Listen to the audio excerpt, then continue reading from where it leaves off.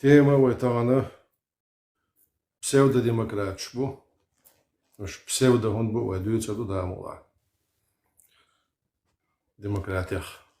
Has modu yatsere busub ne mostri boşton. Assalamu alaikum. وعليكم السلام ورحمة الله كوكاز وبركاته. ماشوال.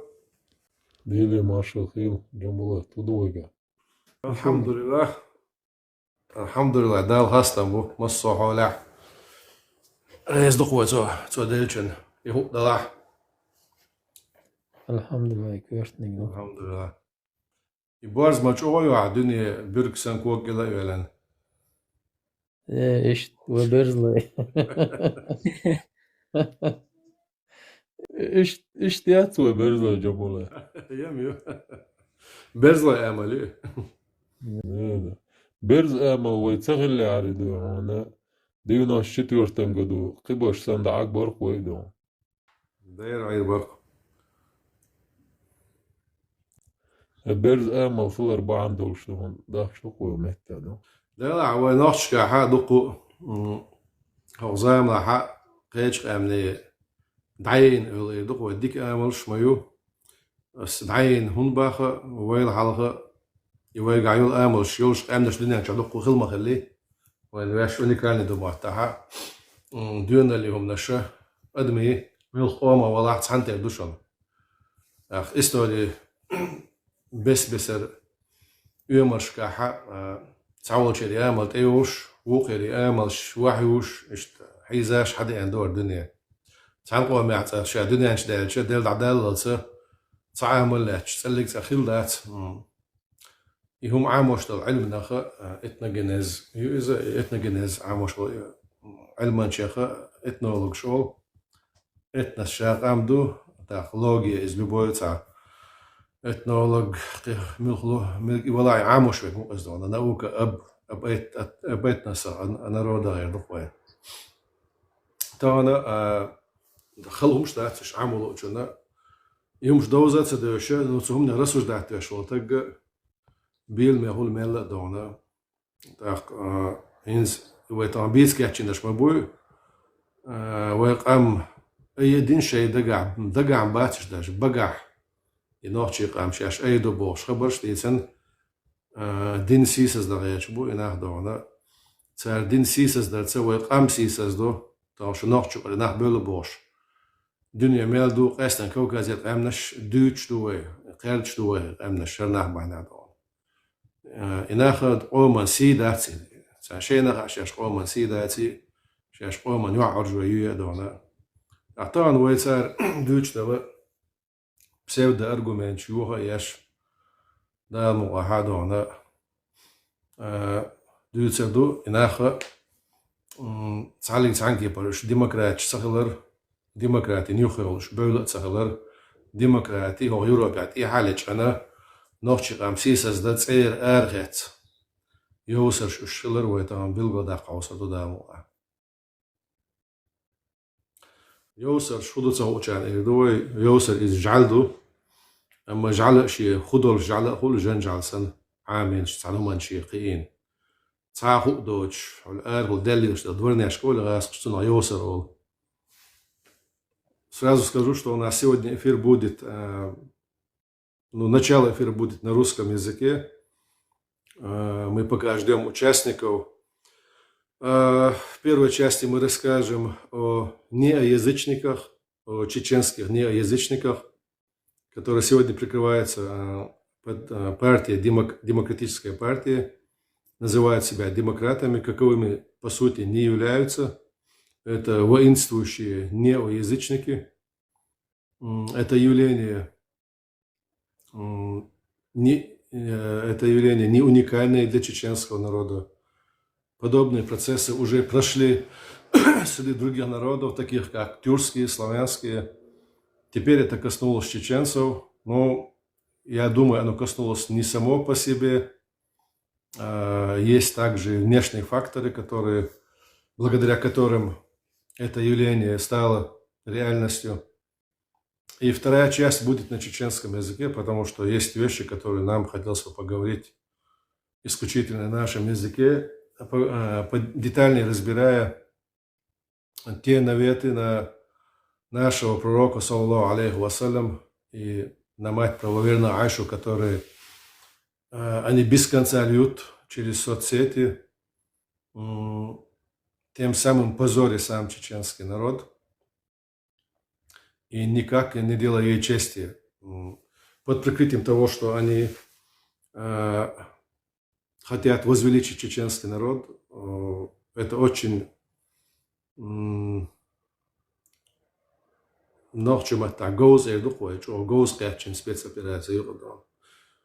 уже говорят великий русский язык, но когда ты начинаешь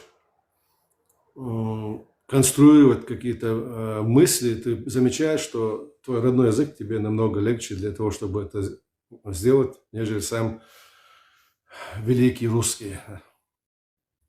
Так, ладно, уже у нас 40 участников, я думаю, это такая черта, при которой всегда мы начинаем наши эфиры. Аузу билляхи минаш шайтанир раджим, бисмиллахир рахманир рахим. Начнем с именем Аллаха и с возвышения нашего пророка, саллаллаху алейхи вассалям. Тема, как я уже сказал, воинствующие чеченские неоязычники. Явление не оригинальное, не уникальное для чеченцев. В начале 90-х такая волна прокатилась среди тюркских народов. Был идеолог тюркского неоязычества Мурад Аджи, кумык. Идея эта разлетелась и среди других тюркских народов не так уж широко, но она разговаривала с разными представителями тюркских народов, владеющих русским языком. И, казалось бы, вроде интеллигентные люди, образованные, начинали увлекаться идеей. Они говорили о поклонении небу, великому небу, Тенгри, иначе кто-то называл его Верховный Бог. То есть уже в этом заявлении мы видим отсылку к язычеству. Но язычество не в чистом виде, в котором оно было до исламский период среди тюркских народов, а к язычеству модернизированному под современные реалии, под современные идеологемы, смыслы. И потому правомочно будет называть это язычество неоязычеством. Что является отличительной чертой неоязычества? Это его агрессивная риторика и воинственность относительно самой религии. Мы знаем, что в Европе был период религиозных войн, связанный с перегибами духовенства. Это индульгенции, когда папство, служители папства считали себя вправе отпускать грехи за определенные материальные блага. И это породило целое движение протестантизма, который возглавил Мартин Лютер. И они, в принципе, это религиозная реформа, которая имела определенные социальные подоплеки и идеологические подоплеки, и расколола Европу на две части, христианскую Европу на две части, на протестантов и католиков. Была целая череда войн, мы помним 30-летние войны, в ходе которой погибло по разным подсчетам в ходе войны и последующей чумы, эпидемии чумы, погибло до 70% населения Священной Римской империи. Это уния или содружество огромного количества германских и итальянских городов-государств. Сегодня некоторые исследователи говорят, что ислам будет проходить, возможно, будет проходить по тому же пути, что и христианство. То есть в итоге вот этих войн, религиозных реформ зародилось движение философов, философское движение в Европе, мыслители, которые в категориях человеческого осязания, мироздания создали определенную систему ценностей, оторванную от религиозных догм, и на основе которых выстроена сегодняшняя европейская цивилизация. И пророчат или предсказывают, или прогнозируют, что ислам будет проходить по тому же пути, когда религия станет личным делом каждого верующего, но не будет принимать участие в общественных процессах, и тем более не будет в основе государственной политики и государственного строительства. Насколько верно это предположение, покажет время. Я считаю, что мусульманская религия, религия ислам, не обязательно проходить по тому же пути, который прошел христианский мир. Потому что предшествующая монотеистическая религия, иудаизм, не прошла тот же путь, что прошел христианский мир или христианская религия.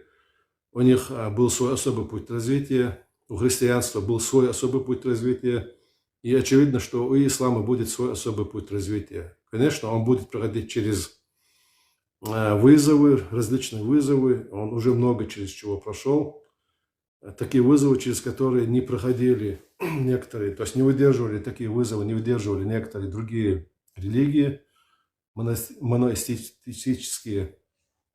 И ислам сегодня находится в очень затруднительном положении, как в смысле в политическом, что носители, приверженцы этой религии не имеют сегодня своего политического полюса. В организации ООН есть всего 3 страны, 5 стран, которые имеют право вето. Это совет, который может решать все глобальные проблемы. Среди них есть христианские нации, среди них есть атеистические нации, и среди них есть языческие нации, но нет ни одной мусульманской нации. И даже среди держав, региональных держав, нет ни одной мусульманской страны, которые по силе сравнялись бы хотя бы с региональной державой. Единственное, сегодня Турция имеет заявку быть региональной державой. Ни одна из других стран достичь этого не удалось, но мы знаем, что Турция и его предшественница Османская империя исторически была связана с Европой, с европейской цивилизацией, с европейским путем развития политической мысли. И только благодаря этому она находится вот в таком положении. Сам исламский мир претерпевает сегодня очень сложный кризис, идейный, идеологический, политический. И как он из него выйдет, это вопрос времени. Предугадывать это мы не собираемся. При этом люди рождаются в сообществах и вырастают в них. Религия – это прежде всего нравственность, это мораль. И основное достижение всех монотеистических религий – это то, что они смогли побороть в человечестве те пороки, которые были до их появления. Когда человек был волен сам рассуждать о том, что плохо, что хорошо, и часто это приводило к очень отвратительным явлениям в человеческих культурах. Одной из отличительных черт язычества является это человеческое жертвоприношение. Каннибализм также является неотъемлемой чертой языческих сообществ, не обязательно, но часто присутствующей. Мораль также относительно. Нет четких правил, которые регулировали бы мораль и аморальность. Поэтому если исходить не из... То есть религия – это вера, но если мы оставим в стороне все другие факторы и сделаем акцент на то, что главное достижение, можно сказать, это то, что религия принесла нравственность, нравственный устой, регулирующий общество, то мы можем также понять, что неоязычники – это другая реакция на злоупотребление в религии, на лицемерие в религии.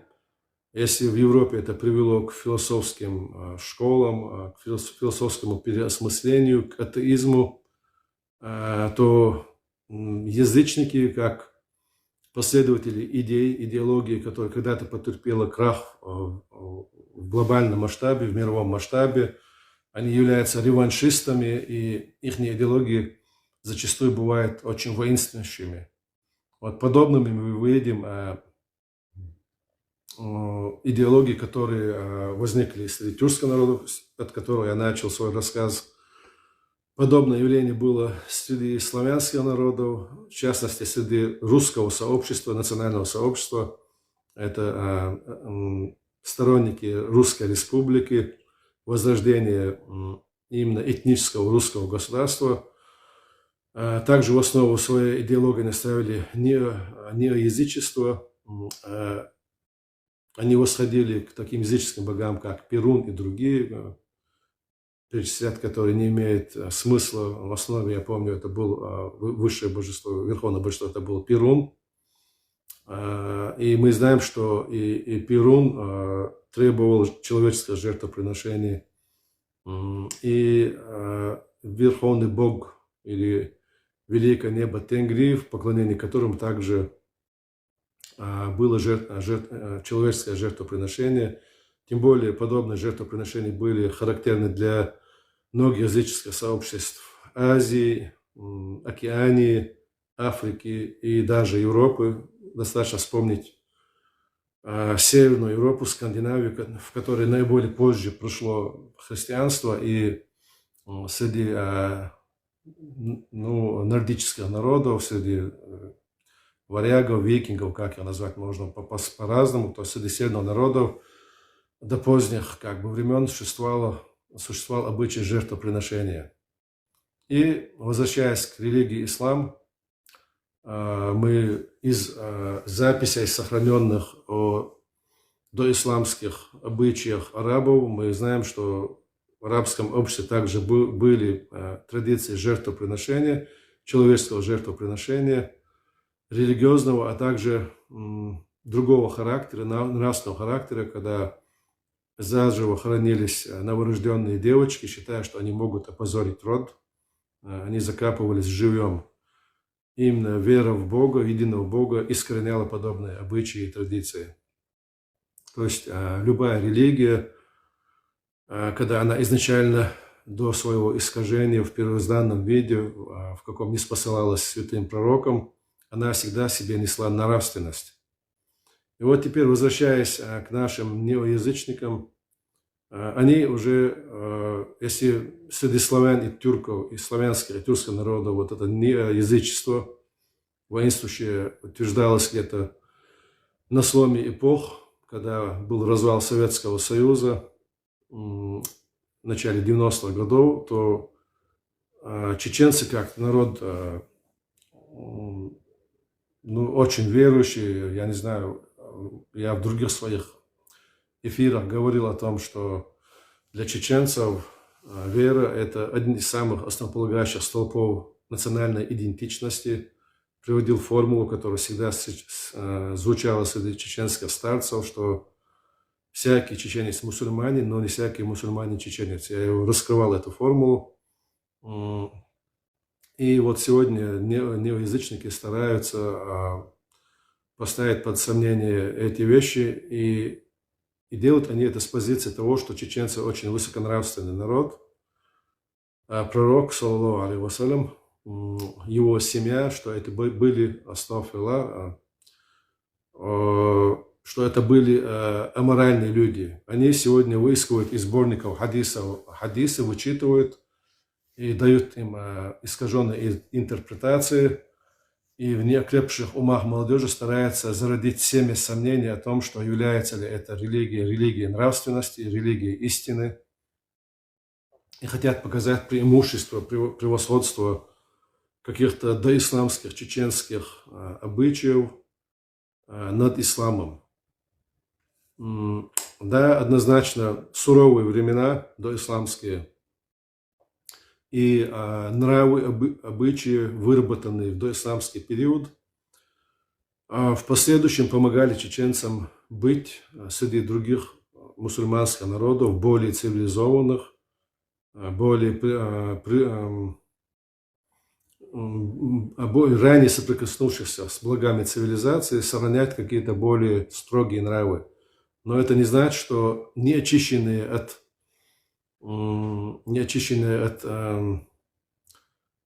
тех обычаев, которые были до ислама, которые были чересчур аморальные, что чеченцы в таком виде, до исламском, что они сегодня были бы привлекательны для нас, для чеченцев. Один из таких обычаев – это когда могли издеваться над трупом. Религия это запрещает, любая религия это запрещает, тем более ислам. Но тогда издеваться над трупом было за честь, и отрубленная рука врага, как ценный трофей, носилась победителем, привязана или к лошади, или даже к туловищу самого воина, победившего своего врага. По-чеченски называется это цет, отрубленная рука врага. По языческим верованиям считалось, что она придает силу врага и увеличивает твою силу. Были другие традиции у других народов, которые характеризовались тем, что поедалась печень врага и считалось, что это также придает силу врага, или же поедалось сердце врага и считалось, что это придает тебе силу врага. Вот подобные обычаи, они были, то есть эти обычаи ушли в прошлое, в историю только благодаря нравственности, с которой пришли святые пророки, и были ниспосланы писания для этих пророков свыше. Монастырские религии исключили подобные традиции. Сегодня те, кто хотят пророчить пророка, они чаще всего, это есть как закономерность, люди сами аморальные, которые в своей жизни уже молодыми совершили то, что считается отвратительным среди их общества, это стало известным или неизвестным. Они часто являются изгнанниками со своего общества, нерукопожатными людьми. Но сегодня сложились такие уникальные обстоятельства, когда чеченский народ разбросан по миру. Эти люди не связаны, как в прошлом, социальными узами с чеченским народом. Плюс еще появились соцсети, которые позволяют им рассуждать от имени чеченцев, как бы возвеличивая чеченские древние традиции и приничижая исламскую веру. Вот, в принципе, то, что хотелось бы как бы обозначить, почему, раскрыть корни того, почему это произошло.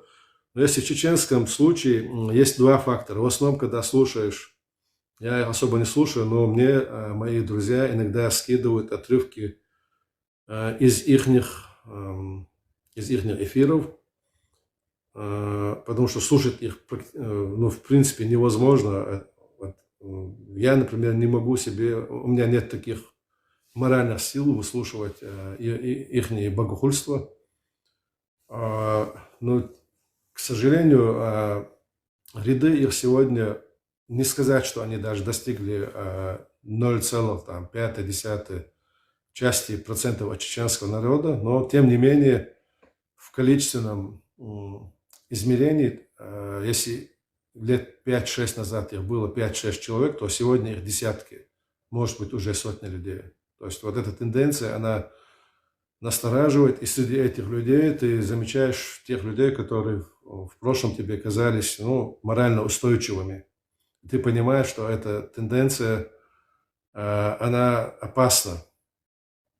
И тем не менее мы знаем, что эта группа людей всегда останется маргиналами среди чеченцев, так же, как маргиналами остались и другая крайность, которая возникла среди чеченцев в середине 90-х годов и даже в конце 90-х, начале нулевых, потому что были предпосылки в середине 90-х, но явлением это стало именно в начале нулевых. Это такфиристы, так называемые такфиристы, те люди, которые до того привержены идее очищения ислама, что начинают всех обвинять в куфре, то есть неверии, и выводить из последователей ислама тех людей, которые, по их мнению, не соответствуют исламским канонам. Таким образом, эти люди обречены на то, чтобы быть сектантами, маргиналами и ограниченным кругом людей. Они никогда не станут уважаемой, принимаемой частью чеченского сообщества, также и любого другого сообщества. И на их перегибы, вот как в свое время в христианском мире появились целые движения, философские, идеологические, раскол самой религии, вот подобное явление от переусердствования радикальных элементов в исламе, как реакция на это появились вот эти неоязычники. То есть это другая крайность. В ответ на одну крайность появилась другая крайность. И обе эти части однозначно останутся маргинальными, то есть они не смогут никогда стать частью чеченского социального организма. Но при этом, если радикальные элементы пользуются религиозной риторикой, и где-то не особо осведомленный человек вначале может их воспринять за обычного последователя религии, мусульманина, и еще какое-то время быть в заблуждении и общаться с ним, то с этими людьми, богохульниками, язычниками в чеченском обществе вообще не будут общаться, если только они не будут скрывать свои воззрения. Более того, с ними не будут родниться, иметь деловые отношения. Это также является особенностью чеченского общества, пока оно находится в том состоянии, в котором мы его знаем до сих пор и по сей день. Будущее известно только Всевышнему. Я помню 90-е годы, когда впервые появились так называемые такфиристы, то это те люди, которые выводят куфр, объявляют кафирами мусульман, то о них говорили, что есть такой хадис. Часто мы слышим из уст неофитов, людей, которые только начали интересоваться религией, начинают мессианствовать в ней, начинают считать, что они, узнав первые азы единобожия, что они всех друг должны исправлять, пока сам он еще не стал, хотя бы не понял основы ислама. Но это такая болезнь, которая каким-то образом известна в психологии. Человек начинает думать, что теперь раз он понял, теперь он должен всем донести вот это. Вот. Все ошиблись, оказывается, я ошибался, теперь я сам исправился, теперь начну всех исправлять. Вот с этим порывом человек идет в народ, и потом он доходит до такой крайности, когда начинает всех обвинять неверными, и даже своих родителей, ближайших друзей. И тогда говорили, что эти люди, где-то в 90-е годы в Чечне говорили, что их никогда не станет много относительно хадиса, что это как бы особенность такая у этих людей, что в итоге эти сообщества завершаются тем, что они начинают друг друга обвинять в куфре, ссорятся и расходятся, или же даже убивают друг друга, и на этом все заканчивается. Но, к сожалению, это не так. Мы видели в Сирии, во что это может вылиться, если сложатся благоприятные условия. Это выливается в очень ужасные вещи, отвратительные социальные процессы и катастрофу. Целые народы сегодня от этого пострадали.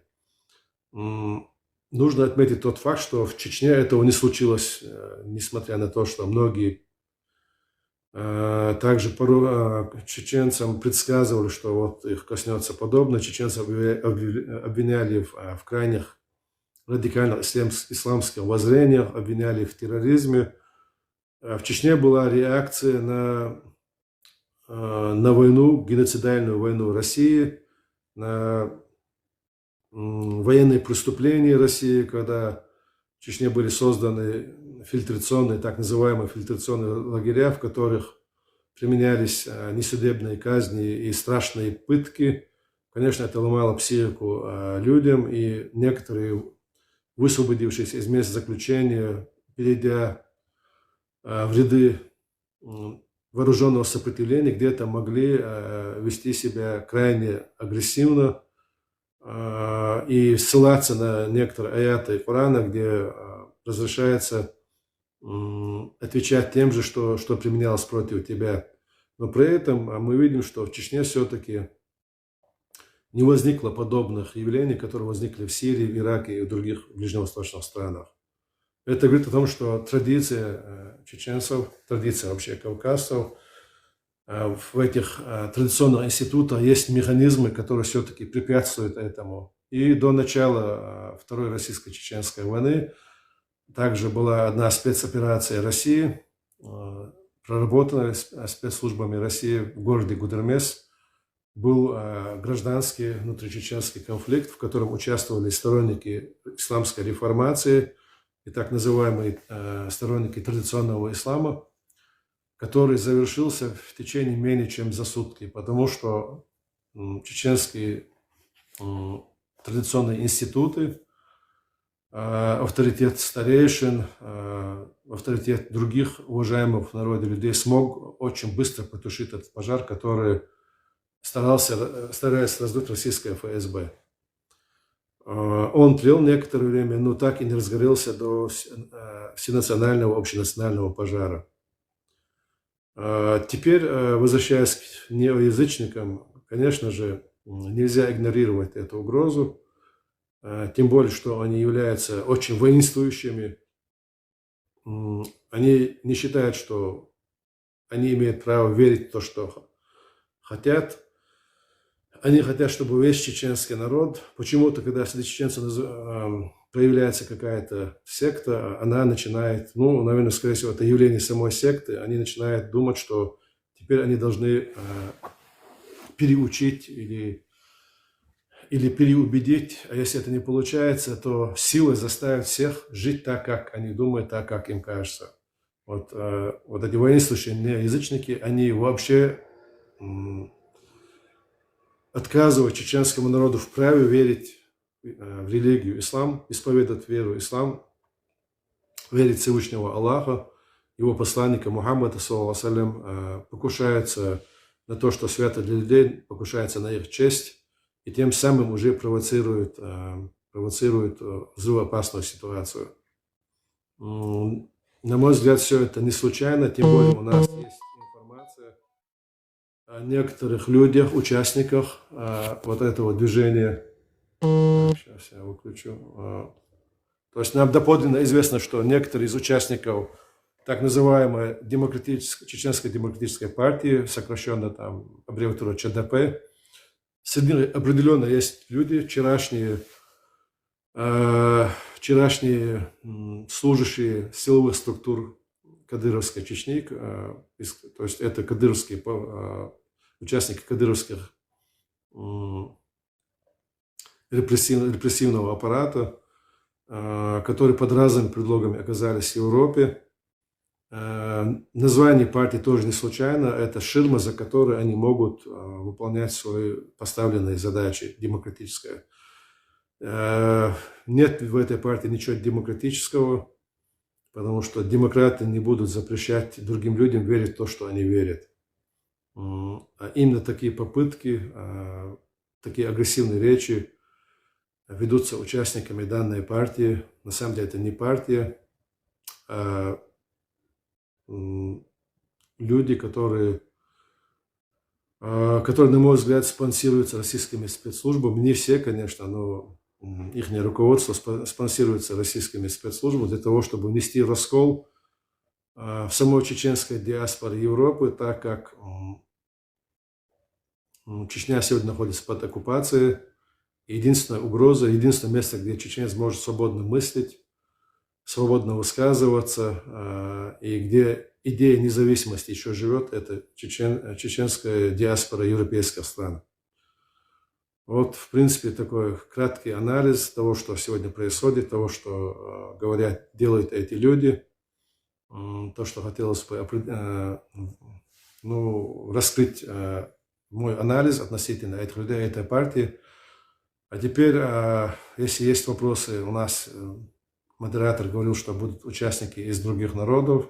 Я сперва отвечу на вопросы на русском языке, затем мы перейдем к второй части нашего эфира на чеченском языке. Мы постараемся подетально поговорить, рассказать о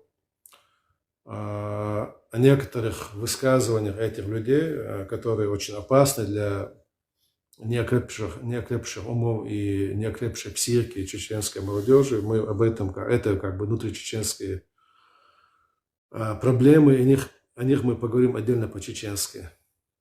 Ушурма, я, в общем, завершил. Можно было бы, конечно, еще детальнее раскрыть некоторые традиции чеченские, доисламские, что в ислам вошло так, как не противоречит исламу, что не вошло уже в чеченские, то есть то, что не осталось в чеченском обществе, как несоответствующее исламской религии. Вот, можно бы долго было бы говорить об этих традициях поименно, как говорится, да, называя, какие именно это традиции. Ну, это займет у нас очень много времени, утомит наших слушателей, поэтому можно перейти сразу как бы к вопросам и ответам.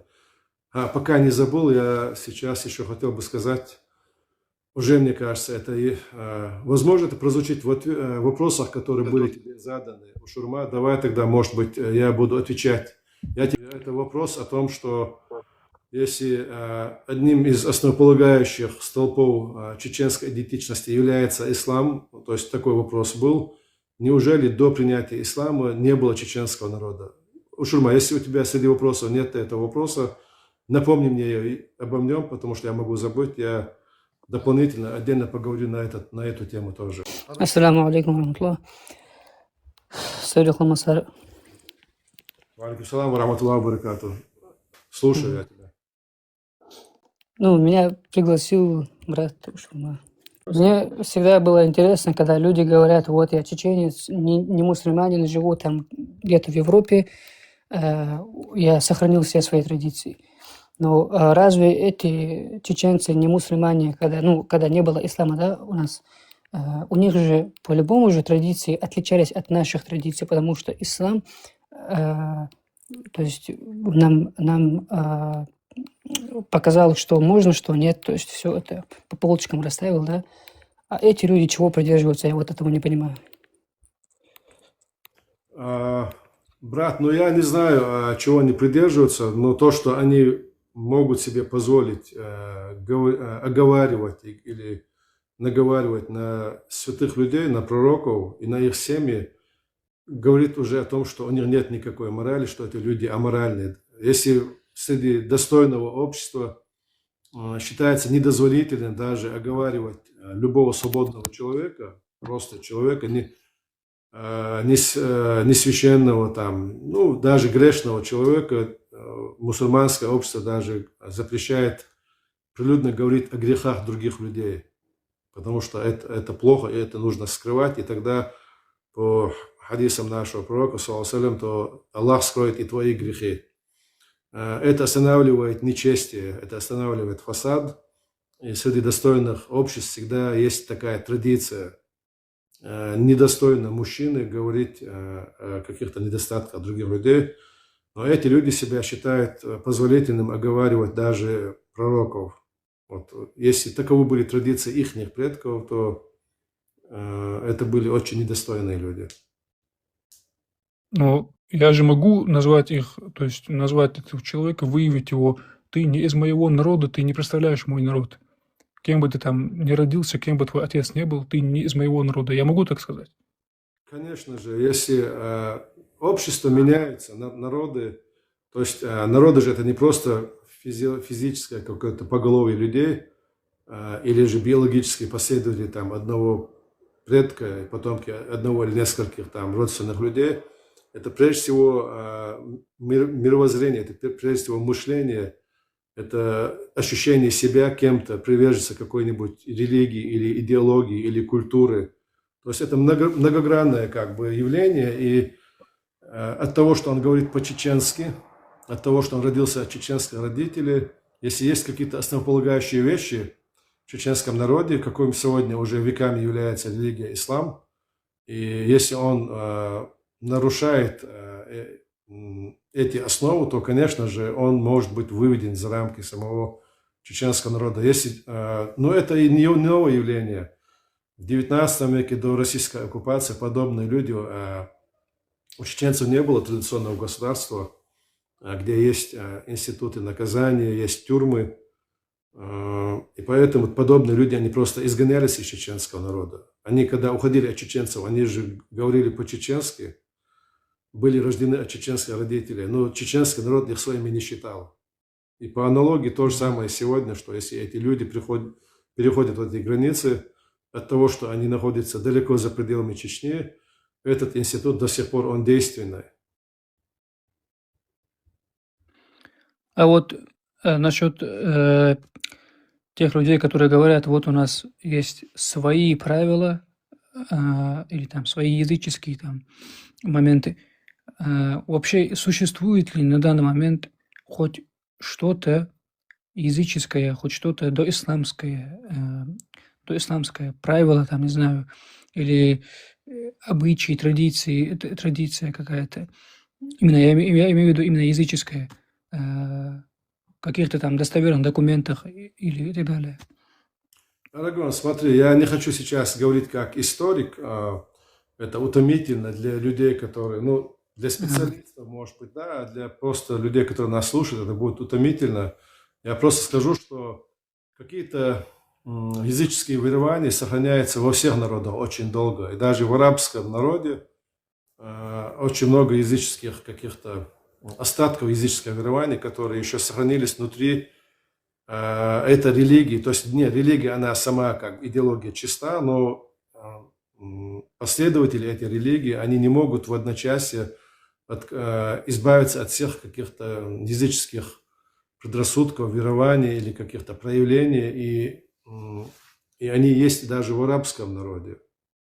Те, кто не знают, не были в арабских странах, даже могут иногда удивиться, насколько сильно еще в некоторых арабских сообществах сохранились эти вещи.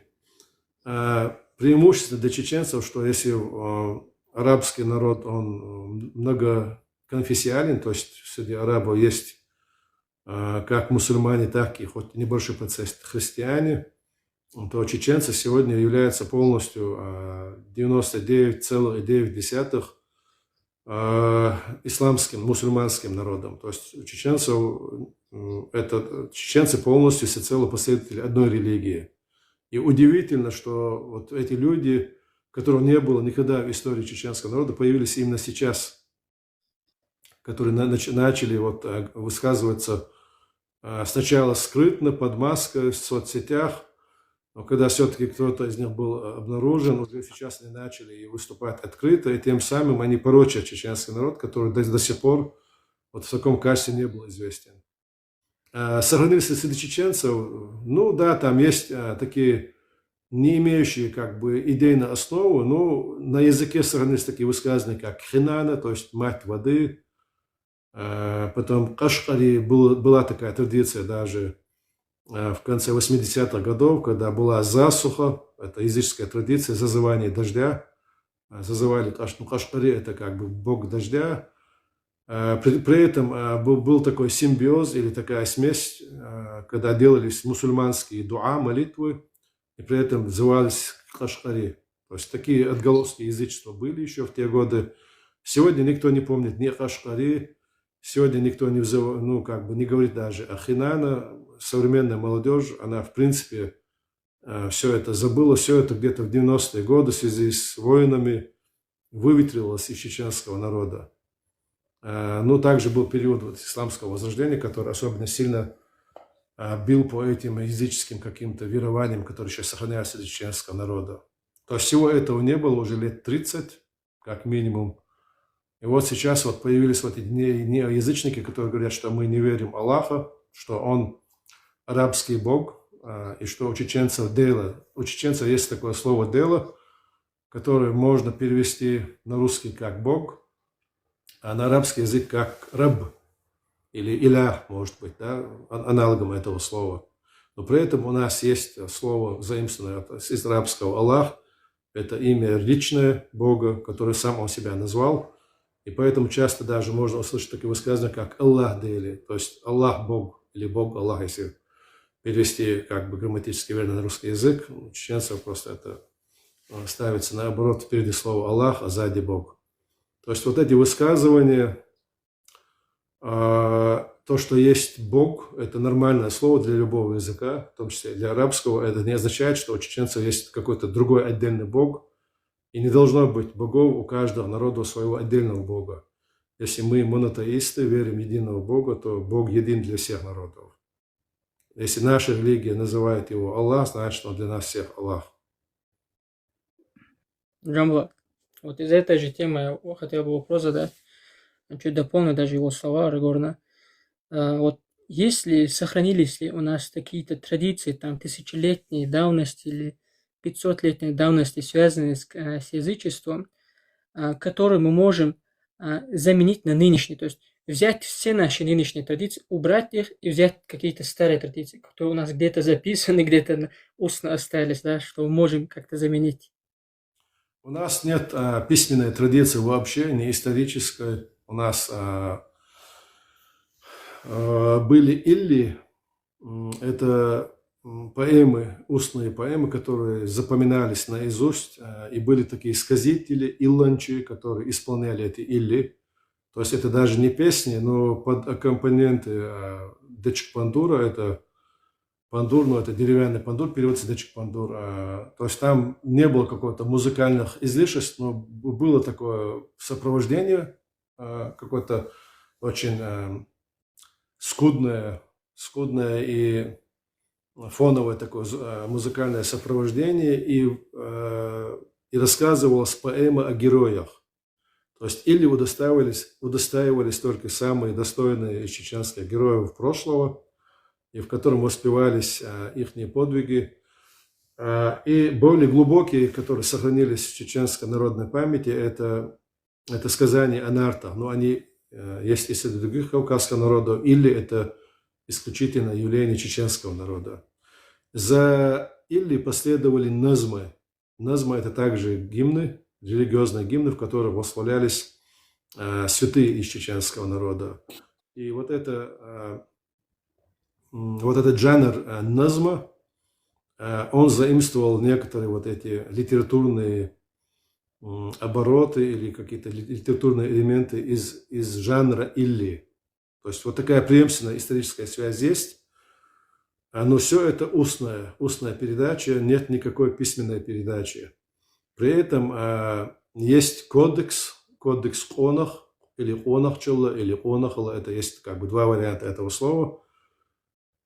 Кодекс рыцарей или кодекс достойных людей, героев. Но он не то есть на самом деле нет такого кодекса, потому что нет кодификации, в котором есть вот первое правило, второе правило.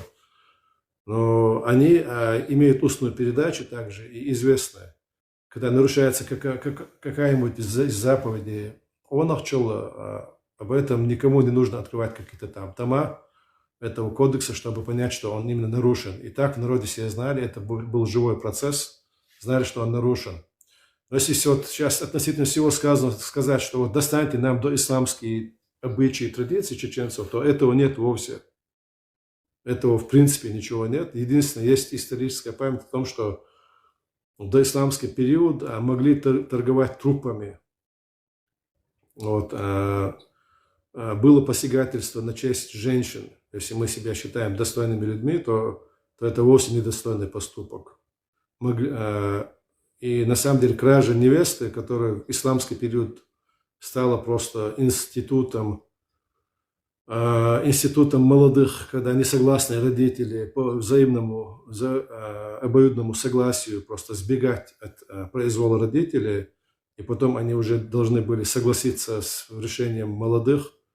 Все это завершалось тем, что приходили старейшины со стороны парня, чтобы убедить в сторону девушки, что девушка пришла, как бы убежала с парнем по собственному желанию, потому что она знала, что родители не отдадут за того парня.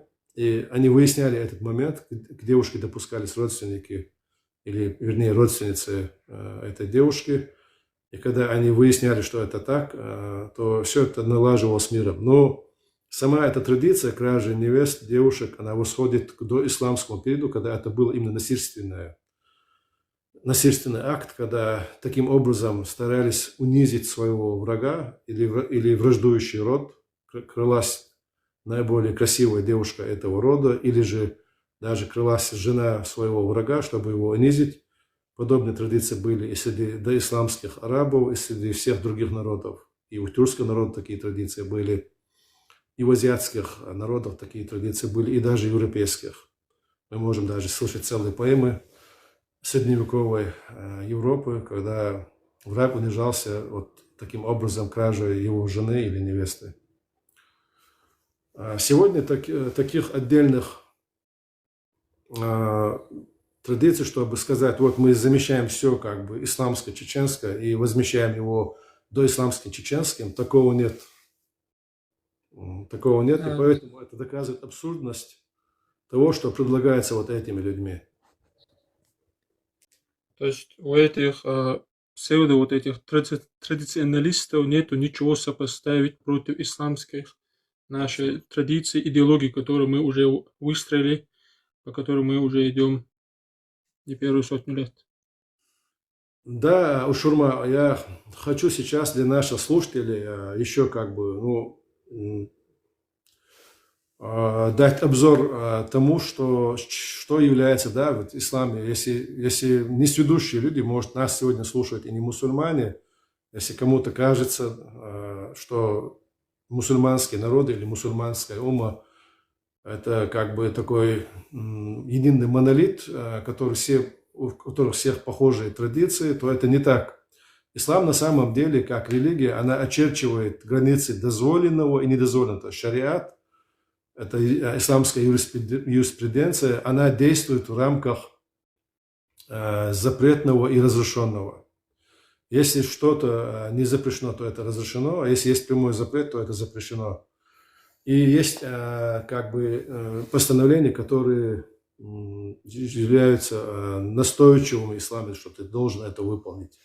И есть желательно в исламе. То есть сейчас я не буду вдаваться как бы в исламскую юриспруденцию, но важно нам понять, что есть границы дозволенного и недозволенного. А это широкое поле, в котором есть великое разнообразие. И когда разные народы приходили в ислам, в исламскую религию, принимали вот формулу «Ля иляха илляллах», «Нет Бога, кроме Аллаха», и Мухаммад его посланник, Мухаммад Расулуллах, то после этого никогда мусульманские проповедники или же армии, которые приходили на эти земли, они не запрещали этим народам делать то, что было для них традиционно.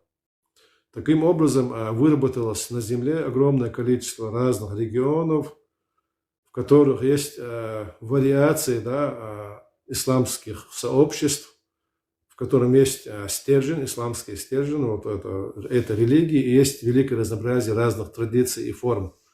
Из этих традиций исключено все, что идет за рамки недозволенного, то есть недозволенное было вычищено, а в рамках дозволенного интегрировано в исламские традиции всякие местные обычаи и традиции. Поэтому чеченский народ прошел этот процесс веками ранее. Все, что было из прошлого, соответствующее, не противоречащее исламу, вошло в чеченскую традицию. Все, что противоречило исламу, или же, скажем, основное, все, что противоречило, было исключено, выветрено. Остались какие-то отголоски язычества доисламские, которые неприемлемы, но они очень трудно выживаются из обычая, да, из сознания людей, так как не было тогда еще у нас государственной системы образования. Это стало явлением конца 19 и начала 20 века во всем мире. Тем более этого не было на Кавказе. И такой силы, чтобы за раз все выветрилось через систему исламского образования, не было. Какие-то отголоски оставались у чеченцев, у других кавказских народов. Но тем не менее понимал, что это предрассудки была прослойка образованных в религии людей, которая понимала, что это недопустимо, но где-то относилась к этому снисходительно, понимая, что это люди невежественные, джахили, да. Не было той воинственности, которая сегодня начале нашего выступления я говорил о вот крайне радикальных людях, которые готовы всем как бы вправо-лево выдавать такфиры, то есть выводить из религии. Себя так не вели вот эти первые проповедники. Они понимали сложность человеческой психологии, социального строя, понимали, что на это нужно время. Они не хуже современных вот этих псевдопроповедников, которые научились там, может быть, некоторым основам религии, иначе считают себя великими учеными и вправе выносить какие-то свои собственные решения, крайние, чтобы сиюминутно весь народ стал таким, по его взгляду, таким правильным мусульманским, исламским. То есть они проводили работу среди населения, и где это возможно, было снисхождение каким-то проявлением. Вот, за этот период, многовековой период, вот, выработалось то, что стало устойчивым среди чеченцев, среди дагестанцев, среди адыгов, это один народ, и среди других мусульман Северного Кавказа, это тюркские народы кумыки, карачайцы, балкарцы, нагайцы. Все они разные, все они имеют свои особенности, но все они мусульмане, их единит религия, при этом их различают свои национальные традиции. Вот. Я не знаю, что сегодня предлагают вот эти люди. Я знаю, что они предлагают хаос, они предлагают разруху, они предлагают этнический слом чеченского народа. То есть, если следовать их призывам, если слушать их речи, порочащие саму религию и святого пророка, то добьются они только одного. Они развратят мораль, идейные ценности людей, но взамен они им ничего не дадут, потому что у них ничего и нет. В итоге это такая сильная атака на внутренний иммунитет чеченского народа. Сломить его войной не удалось. Даже после того, как территория была оккупирована в XIX веке, даже после того, как путинские войска оккупировали территорию, им пришлось вводить кадыровский режим, чтобы показать, что это не русская власть, что это псевдочеченская власть, чтобы успокоить тем самым чеченцев. И они начали постепенно демонтаж вот этих чеченских устоев, моральных устоев, религиозных, этнических устоев. Процесс идет очень долго, с переменным успехом. И вот сегодня появилась вот эта группа людей, которые, можно сказать, прямо вот тараном, да, штурмуют, как бы бьет по этническому коду, чтобы взломать его. Однозначно результатом их деятельности будет это полное эмоциональное, моральное опустошение чеченского народа и распад его на отдельные элементы, люди, которые ни во что, ни в чего не верят, не имеют никаких общих национальных как бы целей. Это будет просто биологический материал, который легко будет ассимилировать и поглотить русскому народу. Вот мне видится такова цель этой группы.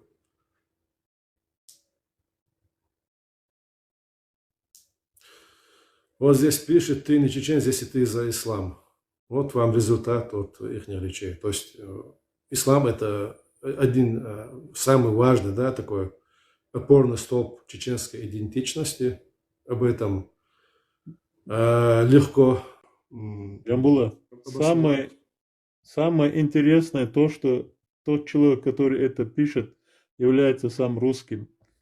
Ну, правильно, он сейчас учит чеченцев, каким должен быть чеченец, как им жить. Ну, это еще раз выявляет, что вот эта группа ЧДП является проектом вот этих русских. Влад, вот как ты сейчас сказал про идеологию, что это фундамент нашей идентичности, ислам. Мне вот на эти слова задали вопрос. Я ответил как смог. Вот я тебе задам еще этот вопрос. Мне говорят, вот чеченцы до ислама были одним народом, сейчас другим народом, или же ислам сформировал ваш народ, а до этого вас чеченцев вообще не было. Или же я ответил, что он выстроил нашу идеологию, то есть народ у нас был сформирован, но он выстроил новую идеологию, я сказал. Это был мой ответ, но хотелось бы тебя послушать. Ушурма, ты, не будучи историком, интуитивно дал очень хороший ответ. Чеченцы народ очень древний, они существуют издревле, и до исламского времени чеченцы существовали. Но нужно понимать, что любой народ в своем развитии проходит разные этапы.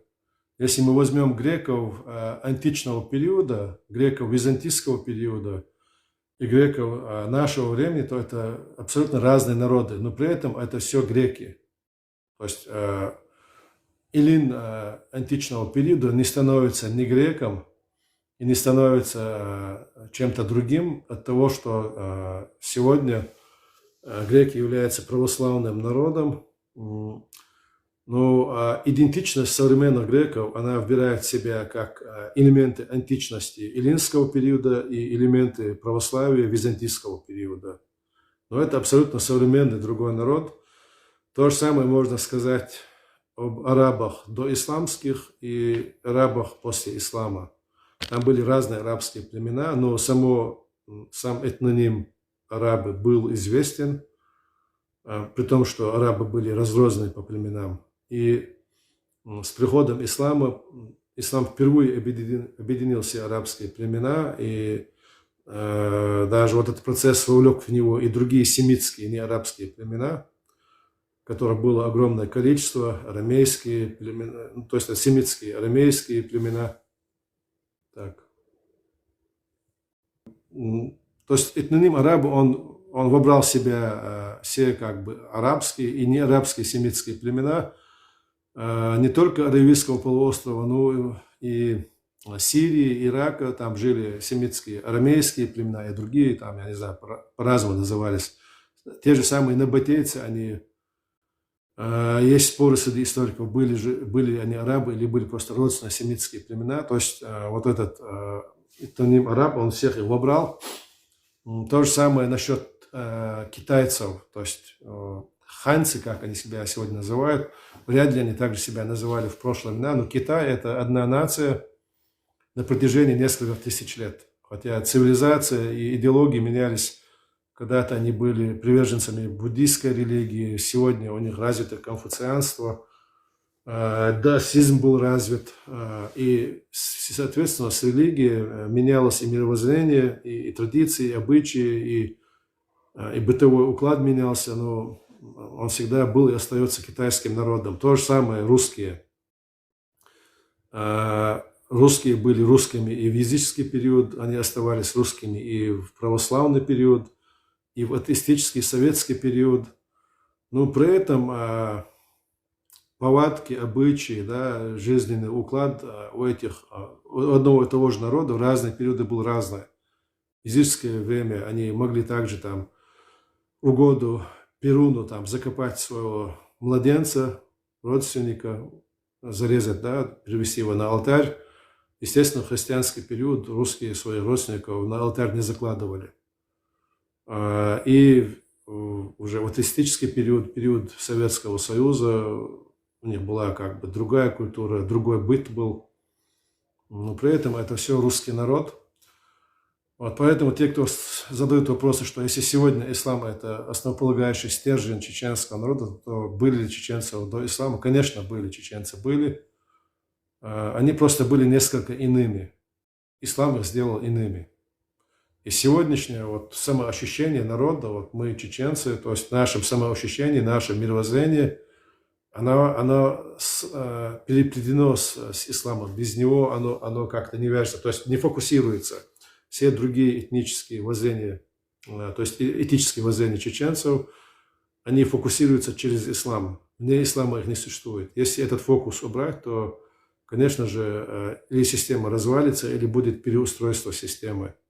И то, и другое чревато для чеченского народа этнической гибелью.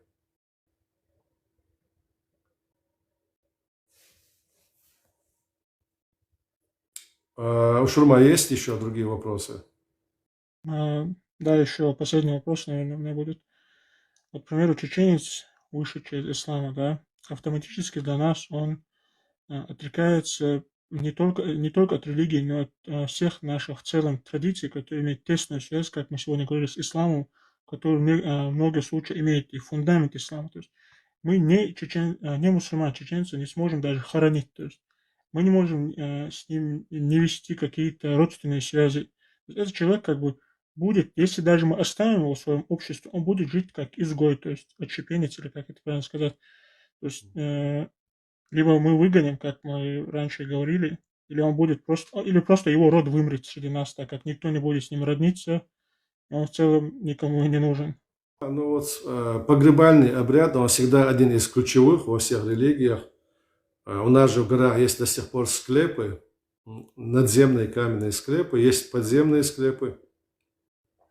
В этих склепах есть полки, на полках лежат кости наших умерших предков.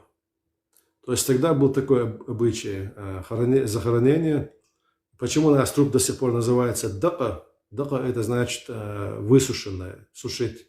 То есть тогда люди не погребались в землю, они просто, я не знаю, были такие строения, склепы, у них была пирамидально сводчатая кровля, очень узкий вход, который закрывался каменной плитой, и внутри были каменные полки, на них лежали вот умершие люди, или же люди, которые заразились какой-то чумной болезнью. И вот они высушивались. Часто даже можно было находить мумифицированные тела, но зачастую это кости. То есть это абсолютно другой обряд захоронения людей, чем после принятия ислама. Какие-то элементы перешли и в мусульманскую религию, скажем, вот эти надмогильные памятники, чурты высокого роста, какие-то там петрографические изображения перешли на эти же надмогильные плиты. В районе Чеберлой, да, в селениях Макажой, Хой есть куббы, это такие каменные сооружения над могильной плитой, которые сооружаются в виде небольших куполов, на которые там завязывались разные там матерчатые, ну вот что-то подобное можно, матерчатые повязки, что-то подобное можно заметить в высокогорном Тибете. То есть какие-то элементы переходили в ислам, то есть уже принявший ислам чеченский народ, и они тоже помаленьку выветриваются. Если чурты были в человеческий рост, то сегодня уже где-то с начала нулевых в Чечне чурты стали, вот эти чурты, это надмогильные плиты, они стали становиться ниже. То есть вот такой процесс. И чеченцы, понимая, что они предки не были мусульманами, не трогали эти могилы. Эти склепы, они до сих пор есть. Они не разрушались, это была дань уважения к своим предкам. И когда сегодня вот эти неоязычники задаются вопросами, а где тогда пребывают ваши немусульманские предки, но они себя считают, наверное, милостивее самого Аллаха, который лучше знает, что будет с этими людьми. Мы себя веряем нашему Создателю, и если в наших предках было что-то хорошее, что может быть им в пользу в той жизни, то это будет учтено Всевышним Создателем. И ни один из людей не будет милостивее Всевышнего Создателя, в котором есть милость к своим созданиям, и наименьшая часть его милости – это милость матери к своему ребенку, как сказано в священных писаниях мусульман. То есть, что они сегодня хотят сказать, а какую чушь они несут, даже вот в этом аспекте это становится очевидным.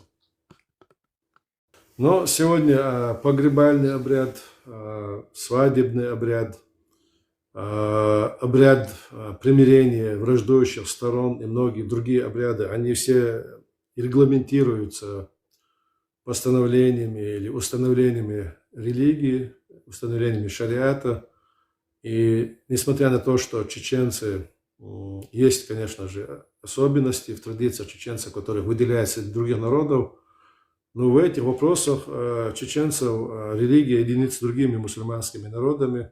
И как сегодня существуют народы христианской цивилизации, это прежде всего как бы европейские народы, но есть и неевропейские христианские народы. В частности, из них это Эфиопия, это Армения, это Грузия. Вот также есть и мусульманские народы мусульманской цивилизации, как ближневосточные, магрибские.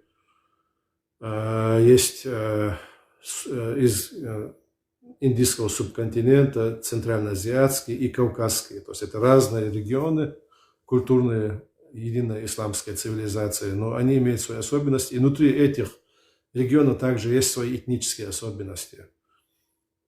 От этого никуда не уйдешь. Это есть вот так. И те, кто сегодня покушается на нашу религию, но мы даже сегодня не говорим, я сегодня как бы говорю даже не как мусульманин, который стремится, да, говорить за душу и за загробный мир. Даже говоря как социолог, как историк, я выявляю те процессы, да, ту опасность, которую несет вот эта группа людей. А если говорить уже за саму религию, я думаю, у нас есть ученые, которые лучше меня об этом расскажут, чем этот Шивата, поэтому я это оставляю для них. Значит, Аллах Расул, джазакаллаху хайран за ответы на эти вопросы. Джамула цедер цахаттер абех цедила аснох чиматта дулук дорхегас. Аля гасхматта жопдо магудон. Цедя хара Аллах хастам бали арсон. Цу вай bod нира серлонг бадахар хардинул ислам вай доузайтерна вай қам один чуачадерна алхамдулиллах. Шаллах сахаттер мудон алча هنز بات شوي بتسبيش وين مخأرة ويقوم مخ صداق دوز أما صار إمتى ديلر بحندو شتيرتة يلا زعي خد دقوي صار تحا جرجلو داتوي تحقق صار إمتى ديلر بحندو الخيتي هون إيش دادغر. Ну, тогда Кавказ задал на чеченском вопрос, я отвечу на русском, чтобы и другие послушали.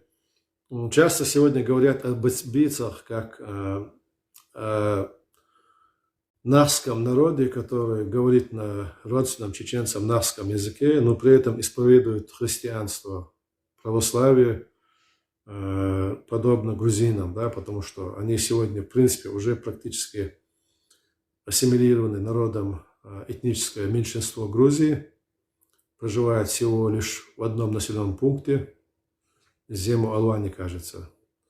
Вот, когда-то это 7 населенных горных аулов, высокогорной Тушетии.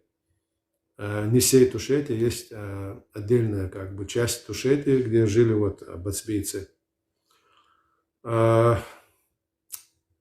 Тут нужно отметить, что они не выходили то есть они не отказались от религии ислам, и бацбийцы имеется в виду, и чеченцы не отказались от религии христианства. Когда-то предки и бацбийцев, и всех остальных нахоязычных племен, или чеченцев, и ингушей, исповедовали языческие верования. Чеченцы приняли ислам, а бацбийцы приняли христианство, как две части единоязычных племен, так скажем, единоязычных и единокровных, потому что генетические корни и у бацбийцев, и у чеченцев одни и те же. Они просто в разные периоды истории приняли разные религии. И поэтому говорит о том, что правомочно было бы, что вот чеченцы как бы были христианами и перешли в ислам, или же бацбийцы были мусульманами и перешли в христианство. Такого нет. Ну и, соответственно, когда они разошлись в принятии религии, у них расходился менталитет. Тут как раз-таки кроется ответ на вопрос тех, кто говорят, что чеченцы должны вернуться к язычеству. Насколько важно в мировоззрении, этническом мировоззрении, вот религиозный аспект. Скажи сегодня бацбийцам, что они должны отказаться от христианства, то этот христианство для бацбийцев – это стержневой аспект их идентичности. Они в себя вне христианской религии не видят. Если выдернуть из бацбийцев христианство, то у них как бы рушится вся вот эта этническая структура. То же самое для чеченцев ислам.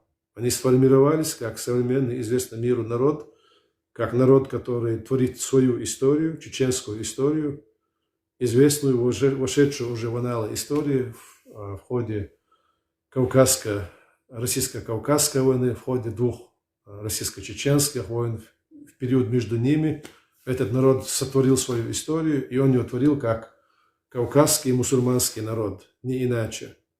То же самое бацбийцы творили свою бацбийскую историю, будучи верными подданными грузинского царя, то есть картлийского царя. Они были защитниками царского престола, участвовали в разных событиях исторического периода царства Грузии, выделились в этой истории своим мужеством, своей приверженностью, да, к единому грузинскому царству, и стали неотделимой частью грузинской истории.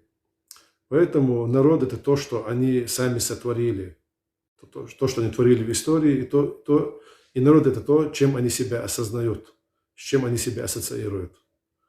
Вот, даже вот эти моменты, они выявляют всю тщетность попыток вот этих засланцев, да, российских спецслужб как-то расколоть чеченский народ. То есть они сегодня взялись вот за топор и решили срубить несущий столб, да, чеченской идентичности, что у них вряд ли получится.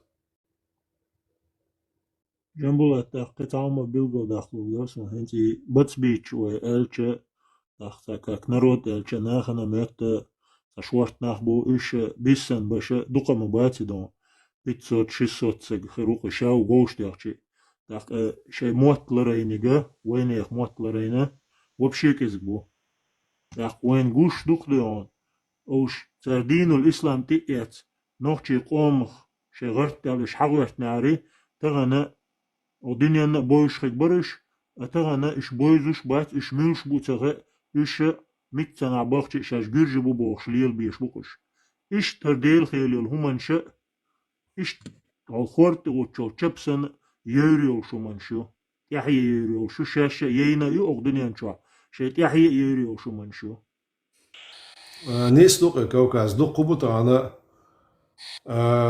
ну я на русском отвечу, не только, вот когда основной этнический массив является приверженцем одной из религий, и другая часть принимает решение принять другую религию, происходит одно из двух. Один вариант – это когда народ раскалывается на 2 части из-за религии и становится 2 близкородственными, моноязычными, но разными народами. И есть другой вариант, когда малая часть какого-то этноса решает отказываться от религиозной идентичности, которую исповедует его народ, и они становятся просто биоматериалом для того, чтобы быть ассимилированы с одним из соседних народов. Среди терских казаков были семьи, которые произошли от чеченцев, не принявших ислам и перешедших из-за религиозных разногласий в казачье общество. Даже по прошествии многих сот лет, 200-300 лет, они хранили память о том, что они выходцы из чеченского народа, но вот когда общность приняла одну идентичность и выбор за отдельными персонами, он бывает невелик. То есть если это стало такое центрально несущее философская, мировоззренческая система народа, ты не можешь из нее вывалиться просто так, потому что тебе это не нравится. Ты просто выходишь, когда ты не принимаешь эту ценностную систему, ты перестаешь просто быть частью вот этого народа, этой системы. И в итоге, если у тебя есть сила создать другой народ, то да, на Балканах есть такие примеры, когда носители одних генетических корней и одного языка становились разными народами в силу исповедания разных конфессий. У чеченцев есть примеры, когда одна часть за Кавказским хребтом приняла христианство и стала частью грузинского народа. В принципе, они сегодня уже ассимилированы, потому что являются малой частью этого народа. И также есть примеры чеченцев, ушедших к казакам из-за неприятия религии и ставших также частью казацкого субэтноса русского народа.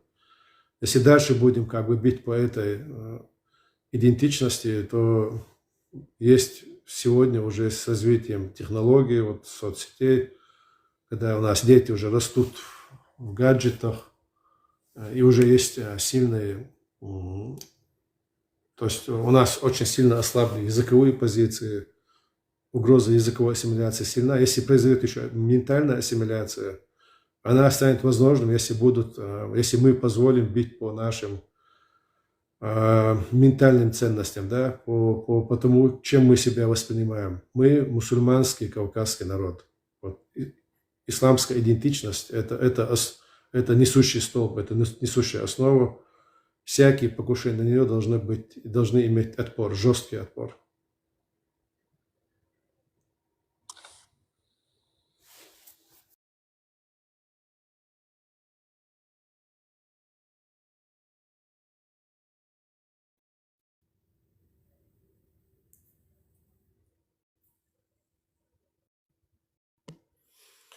Так, Ушурма, сегодня, я думаю, то есть первую часть уже можно завершать. Давайте, тогда есть религиозные доисламские традиции. Ну, давайте на русском продолжим. Раз уже это стало достоянием всех, все уже... Как это по-русски сказать? То есть уже... Это стало стыдом чеченского народа, что вот появились эти люди, особенно наши кавказские соседи, там, когда чеченский народ вообще был известен своей набожностью, религиозностью, мотивированностью на религиозной основе в своих войнах. И вдруг появляются вот эти неоязычники. Недавно мне прислали хабар или речь о том, что вычитал один из хадисов, один из этих неязычников клеветал мать правоверных Аишу радиллаху анха и говорил, что окормление грудью ребенка, и якобы этот ребенок был уже такого возраста, что у него прорезались усы, и говорил все в такой очень уничижительной, оскорбительной форме, высмеивая саму Аишу радиллаху анха и пророка Мухаммада саллаллаху алейхи вассалям. Они хотят сказать, что это какие-то низкие арабские какие-то традиции, что чеченцы выше этого. Вот нам сегодня привносят вот это в Чечню, и поэтому нужно поставить препон исламу и так далее, тра-ля-ля. Вот человеку, который это говорил, хочу напомнить другую чеченскую традицию, когда кровник мог ворваться в дом своего врага, примкнуть к груди его матери, и после этого он прощался. Сказание об этой традиции сохранилось до конца 20 века, мы все об этом слышали, и взрослые, и младшие. И когда говорили об этой традиции, никто это не считал аморальным, никто из этого не смеялся, все это воспринимали как святость, к которой примкнул этот кровник, и два врага стали молочными братьями. После этого он не мог его убить, и он прощался. Вот нужно вспоминать про такие традиции. Я себе не представляю, каким образом это происходило, но если есть сказание об этом, знаешь, каким-то образом это происходило. Может быть, это было какое-то условное действие, а вероятнее всего в основе этого было реальное действие.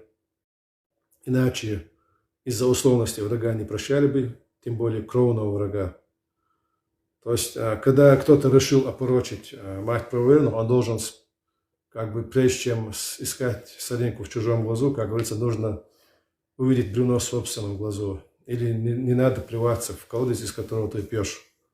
Вот, я не знаю, что они еще приводят, но что бы они ни привели, я уверен, что это будет вот что-то подобное, что можно высмеять из даже доисламского прошлого чеченцев.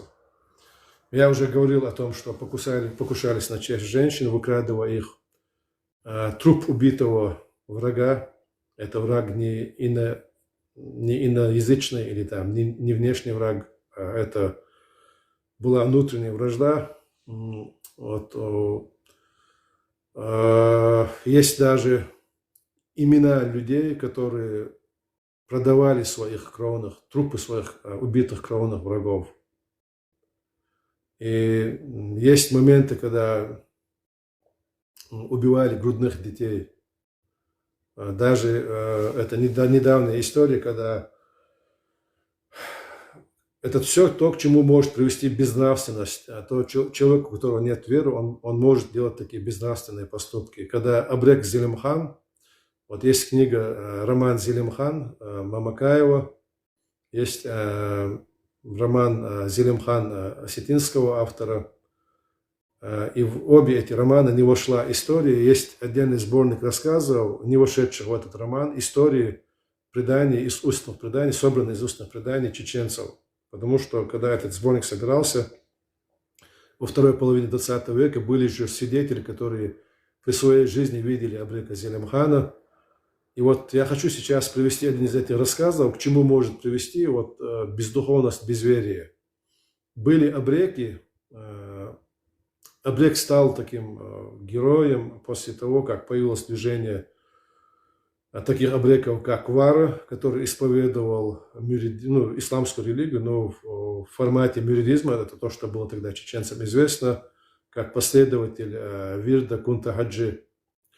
И вот в этот исламский период абрек стал облагораживаться. Но в доисламский период абреки это были разбойники, люди, которые клялись не жалеть никого из своих врагов и не иметь никакой жалости к этим людям. Даже есть клятва абрека, вот старая доисламская, которая много обсуждалась, и вот это вызывало такой резонанс, когнитивный диссонанс, то есть когда было непонятно, почему нам в последней истории абреки известны как герои, как защитники народа, а в этой клятве произносится святотатство, что их не остановят никакие увещевания, никакие клятвы, что они готовы. То есть для них священен только друг абрек. И они готовы убивать все живое, что окажется на их пути. Вот. Сейчас я передаю недословно, но как бы своими словами суть той клятвы, которая вот, она сохранилась в устной передаче чеченцев. И как-то вот один из рассказов, когда ехал Абрек Зелимхан по одному горному, то есть я сейчас в преддверии его спросили: Зелимхан, что в твоей жизни, то есть какой в твоей жизни день был самый сложный? Ты, наверное, повидал очень много всего. И что для тебя было самым сложным в твоей жизни? Какое самое сложное воспоминание в твоей жизни? И он рассказывает, когда как-то он ехал по одному из горных ущелий, он встретил женщину, которая была почти что в беспамятстве. Для горянки снять платок – это недопустимо. Если женщина сняла платок, то есть она доведена до крайнего как бы отчаяния. То есть эта же женщина была как бы без платка, она вырывала с себя волосы, плакала, билась об землю и проклинала Абрека Зелимхана. Когда он подошел и спросил, Абрек Зелимхан подошел и спросил: почему ты проклинаешь Зелимхана, что он сделал? Она сказала, что Абрек Зелимхан вырвал с ее рук грудного ребенка и ускакал со своим товарищем вверх по ущелью. И Абрек Зелимхан понял, что от его имени действуют какие-то разбойники, и поскакал вслед за этими всадниками, и через какое-то время нагнал их. Нагнал и крикнул им, чтобы они положили ребенка на землю и шли своим путем, что если они так поступят, то ничего между ними не произойдет, и все разойдутся мирно. На этот призыв они ехали, из рассказа, они ехали параллельно, эти два всадника, и перекидывали этого ребенка, окутанного, запелененного, как у нас принято, то есть он был связан, и они как мячик его перекидывали из рук в руки, ехали параллельно, смеялись с этого, издевались и перекидывали этого ребенка из рук в руки. На эту просьбу Зелимхана положить ребенка на землю, уехать, один из них спросил: какого ребенка? Этого? И он его перекинул соседнему всаднику, и тот в ответ сказал: нет, наверное, не этого. И перекинул обратно, и во время, когда он его перекидывал, то есть на лету, на воздухе, второй всадник ему кинжалом отрубил голову. И ребенок развалился на две части. Голова отдельно, туловище отдельно. И в этот момент Зелимхан был очень метким стрелком, он выстрелом из своей винтовки убил вот этих, обеих вот этих извергов, да, вот этих нелюдей. И он рассказывает, что самым тяжелым днем в его жизни, несмотря на то, что он пережил и тюрьмы, и побег с тюрьмы, и гибель родных в бою, отца, брата, высылку своей семьи в Сибирь, высылку своих односельчан, гибель своих друзей, холод, голод, преследование. Вот он выделил именно этот день, что в его жизни самый трудный день был день, когда он относил к матери расчлененного ребенка. Неисламское воззрение может позволить людям вот такие поступки.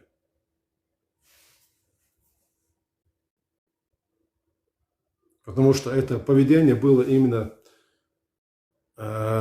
вследствие с языческими убеждениями этих двух всадников, которые клялись друг другу в дружестве и в том, что они не пожалеют никого, ни детей, ни женщин, ни стариков, ни одного живого существа. Они могли убить скот, людей, чего угодно, пока они находились в этих клятвенных заверениях, отношениях клятвенных заверений. То есть эти люди выходили из всяких границ обычной морали человека. Вот это и есть языческое воззрение. О, я уже там задавал вопрос печатным текстом. Вот уже 2 года, как некие глашатые чеченских традиций извлекли из нафталинового сундука ярлык ваххабизма и начали поднимать бурю в стакане, когда нет проблемы ни в Чечении, ни в европейских странах, тем более. К чему же это? И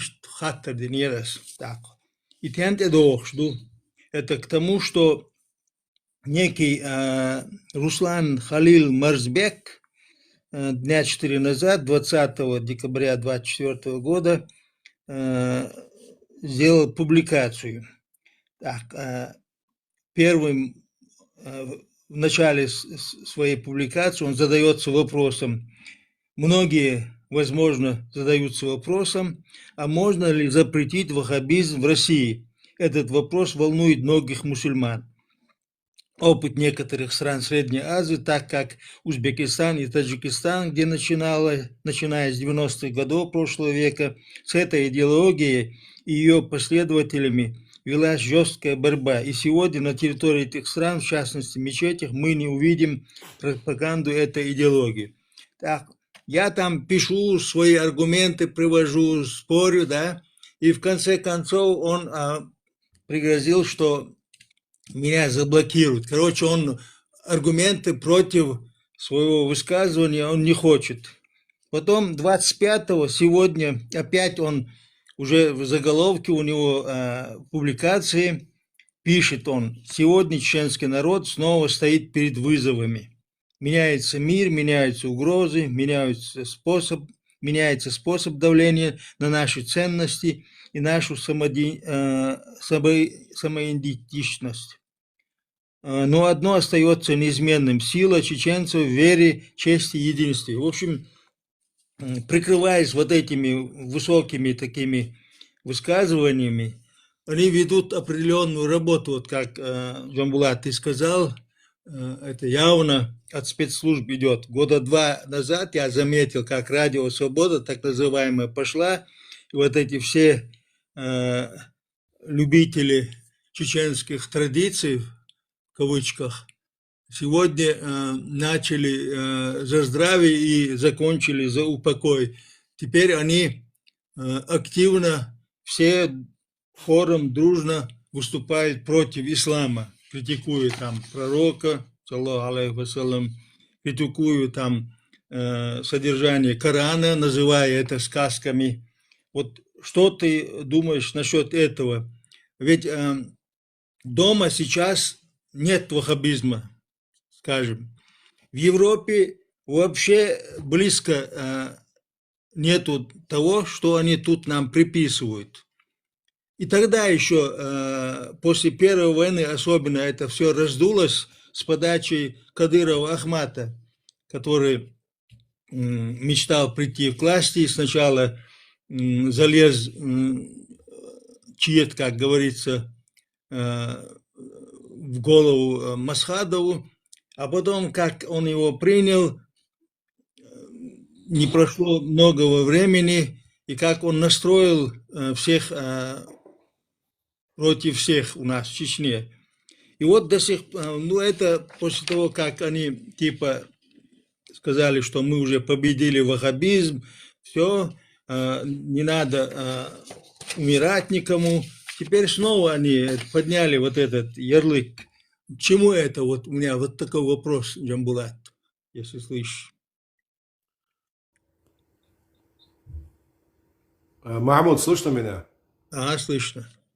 Махмуд, я думаю, ты сам можешь прекрасно ответить на этот вопрос. Очевидно, что и в период межвоенный, когда через Кадырова-старшего носился именно религиозный раскол чеченское общество, исходя из того, что в советский период ислам был искажен посредством того, что было убито огромное количество религиозных деятелей, и сам народ был после этого, то есть религиозных деятелей 30 тысяч по разным цифрам, от 30 до 50 тысяч было убито в 30-е годы, а в 1944 году весь чеченский народ был поставлен на грань физического исчезновения во время выселения в Казахстан и Среднюю Азию.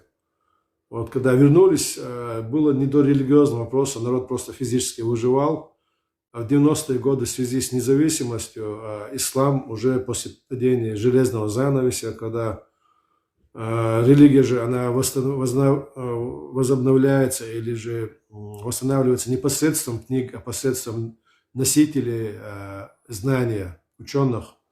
И чеченцы получили возможность посещать другие мусульманские страны и возобновить людей, которые воспитают новую плеяду ученых, да, исламской религии. И этому процессу специально был противопоставлен, да, вот это, как говорится, ответный шар или встречный шар в виде вот традиционного ислама, когда начали противоставлять религию.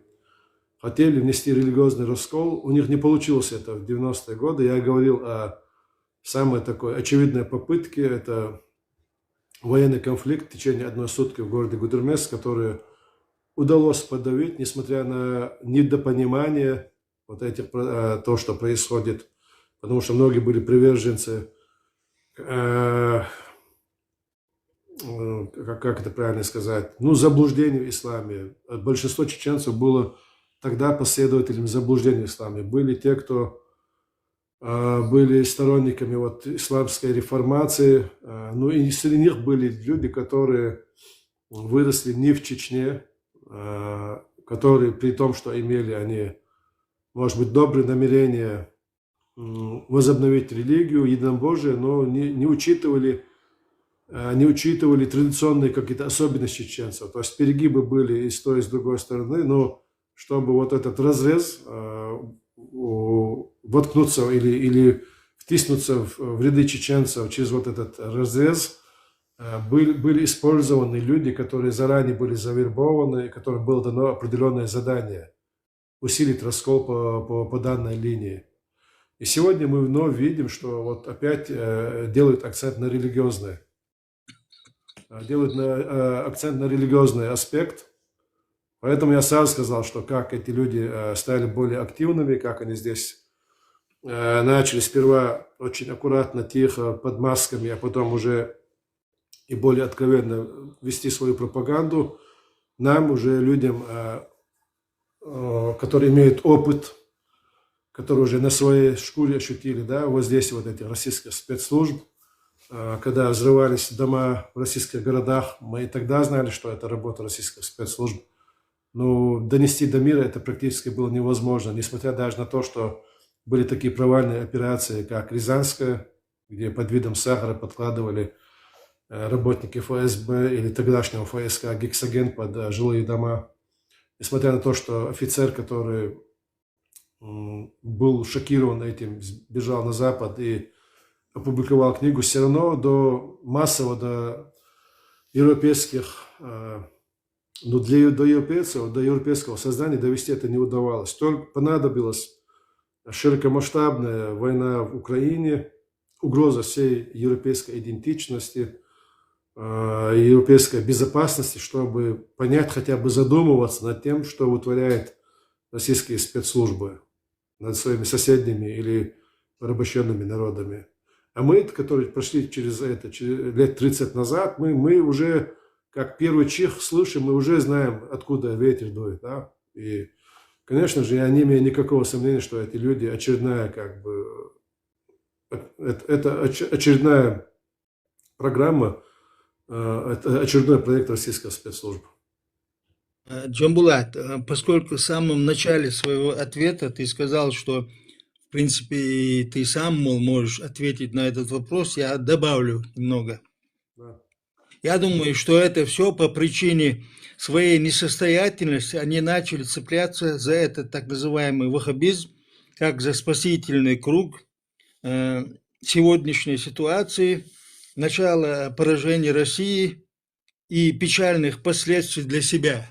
Потому что, как потерпит Россия поражение в этой войне с Украиной, то, чтобы народ, как сказать, оболваненный народ, которым в голову вложили вот это вот, как оправдание, что из-за ваххабизма мы не стали сопротивляться России, так называемые наши эти, как их, разных видов, да, секты.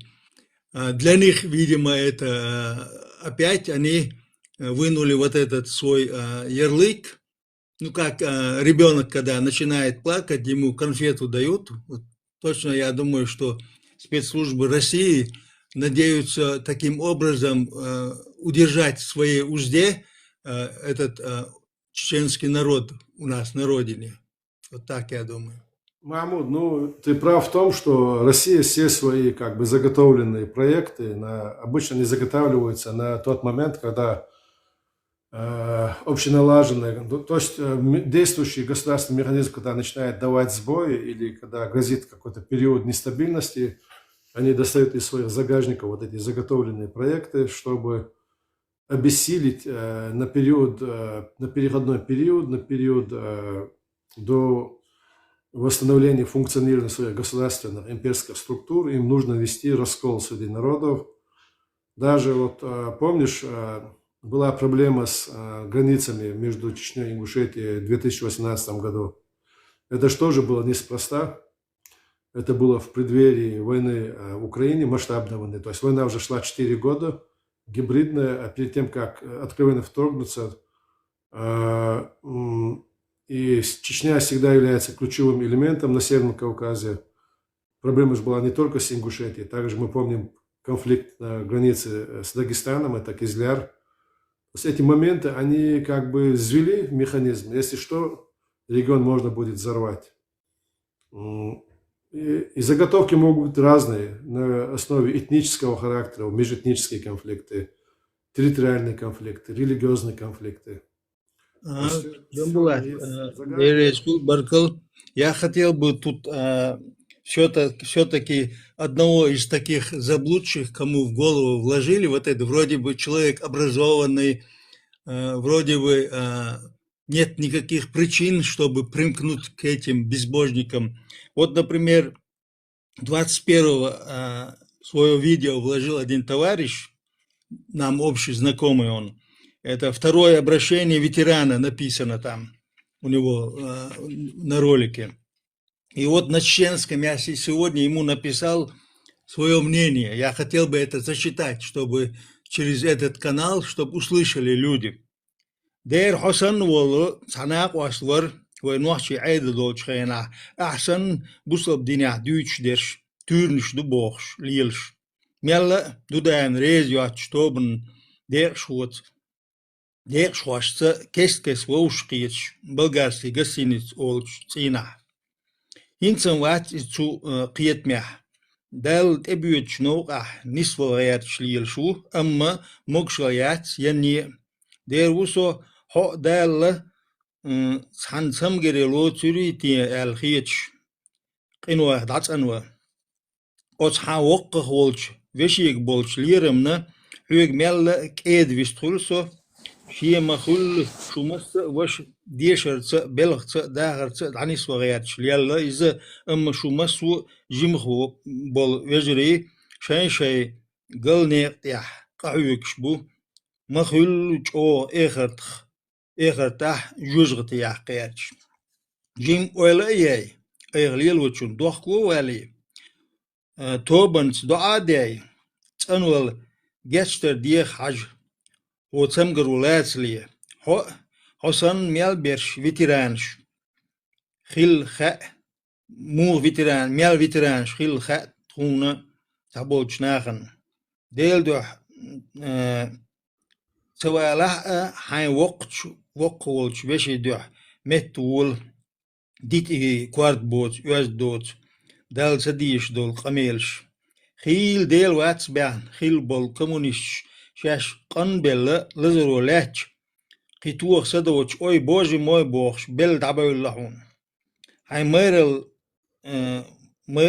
ميرل ياتسون سوانتلل عودل يهون إذا يبرشيني حانجيو دخبل شان خوردو إشت قلبل شار دعقيات ورودي بي он не должен был, да, что отцул хайкал долж, отцул тиешам был, цен чаквал локваш, да, та дакуетил, да, цера ишт قلبي الشبخ اتحبل ناخ, تا جيم استقبل عارم هما دا цер تا خلي كي بول خينا قيتم بات خينا غيمت واتن قيخ وال تقو يعود القميل شداش أترولك شو يدير يتوب نشوي قميل ديول ما يلنا تشو يلوش يتان توش دول قميل شداش كروتشي أتشون وشون قلوال تقوقي دوت ساعد سويلهم Маму Дересу. Я хотел бы еще напомнить, а у нас сегодня Данильбек зашел, ему тоже дадим слово, я думаю, что ему будет что сказать. Хотел бы напомнить, у нас вот был вопрос, какие традиции доисламские, чеченские, там есть вот целая системы таких традиций, которые могли бы заменить то, что сегодня утвердила Чечня, нет. Но если вот вспоминать про негатив, то можно вспомнить, что в доисламский период чеченцев могли мстить не непосредственно кровнику, а так как была тайповая система, лучшему из представителя этого тайпа. То есть кровь могли возместить неповинному человеку, кто не запачкан как бы в крови, который, может быть, даже был против этого, но чтобы им, сделать больнее, да, они могли убить самого из достойных этого рода. Вот эта традиция, чем она хороша? Она только плоха тем, что она во всем плоха, но прежде всего тем, что они на себя берут невинную кровь, а во-вторых, они убивают лучших людей из чеченского народа. И таких традиций можно вспомнить очень много доисламских. Данильбек, тебе слово.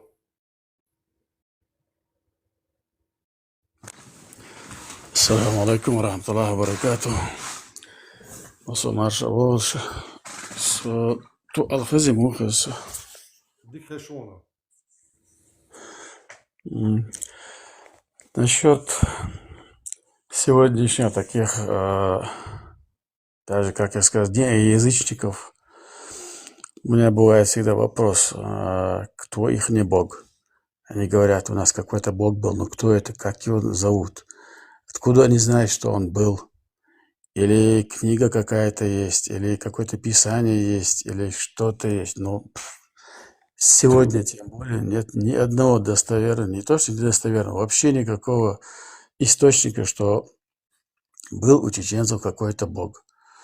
Они пытаются тоже сказать, что они не язычники, что они придерживаются какого-то чеченского бога. Ну, как его зовут? У него есть имя.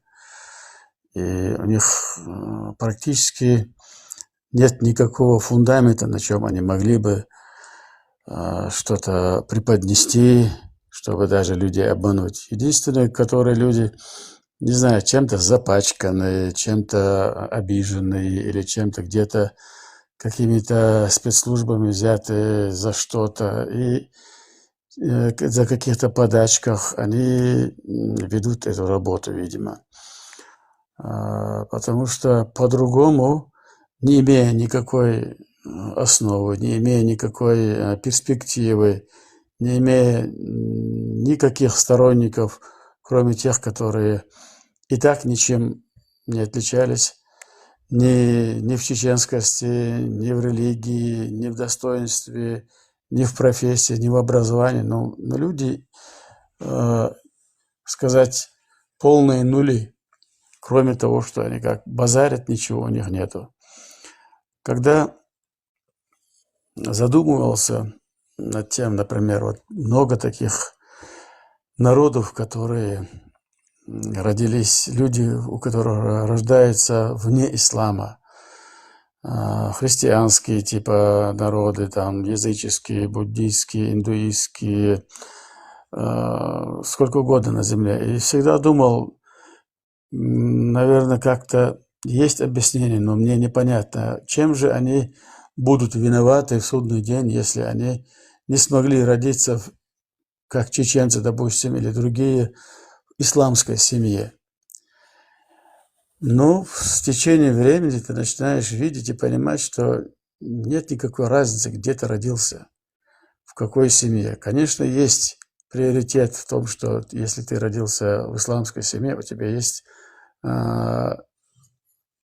первоначальная фора. Но опять же, это не гарантирует, что ты станешь праведным мусульманином или обретешь довольство Аллаха.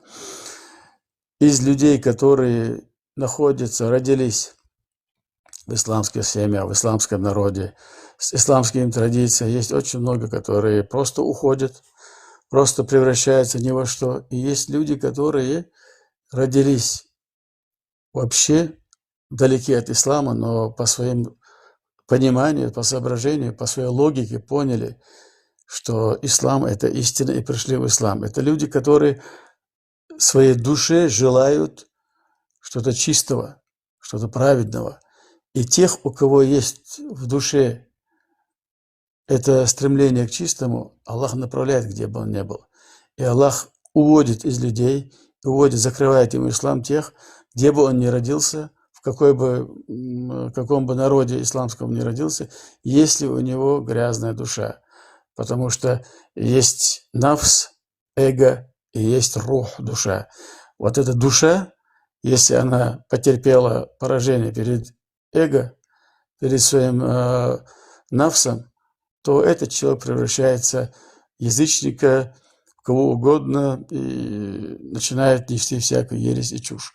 И этот человек наказывается, если он в таком состоянии умирает, наказывается Аллахом не за то, что он совершил какой-то период своей жизни, допустим, 60 лет вечностью, вечным адом наказывать не из-за того, что он сделал, а из-за того, что если бы даже он жил тысячи и тысячи лет, он был бы именно таким, он не изменился бы. Он выбрал вот эту ересь, он выбрал богоборчество, и поэтому он заслуживает вечного ада. И человек, который выбирает ислам, выбирает покорность Богу, он опять же не из-за того, что он заслужил рай, которому нет сравнения ни с чем, а из-за того, что его душа стремится к чистоте.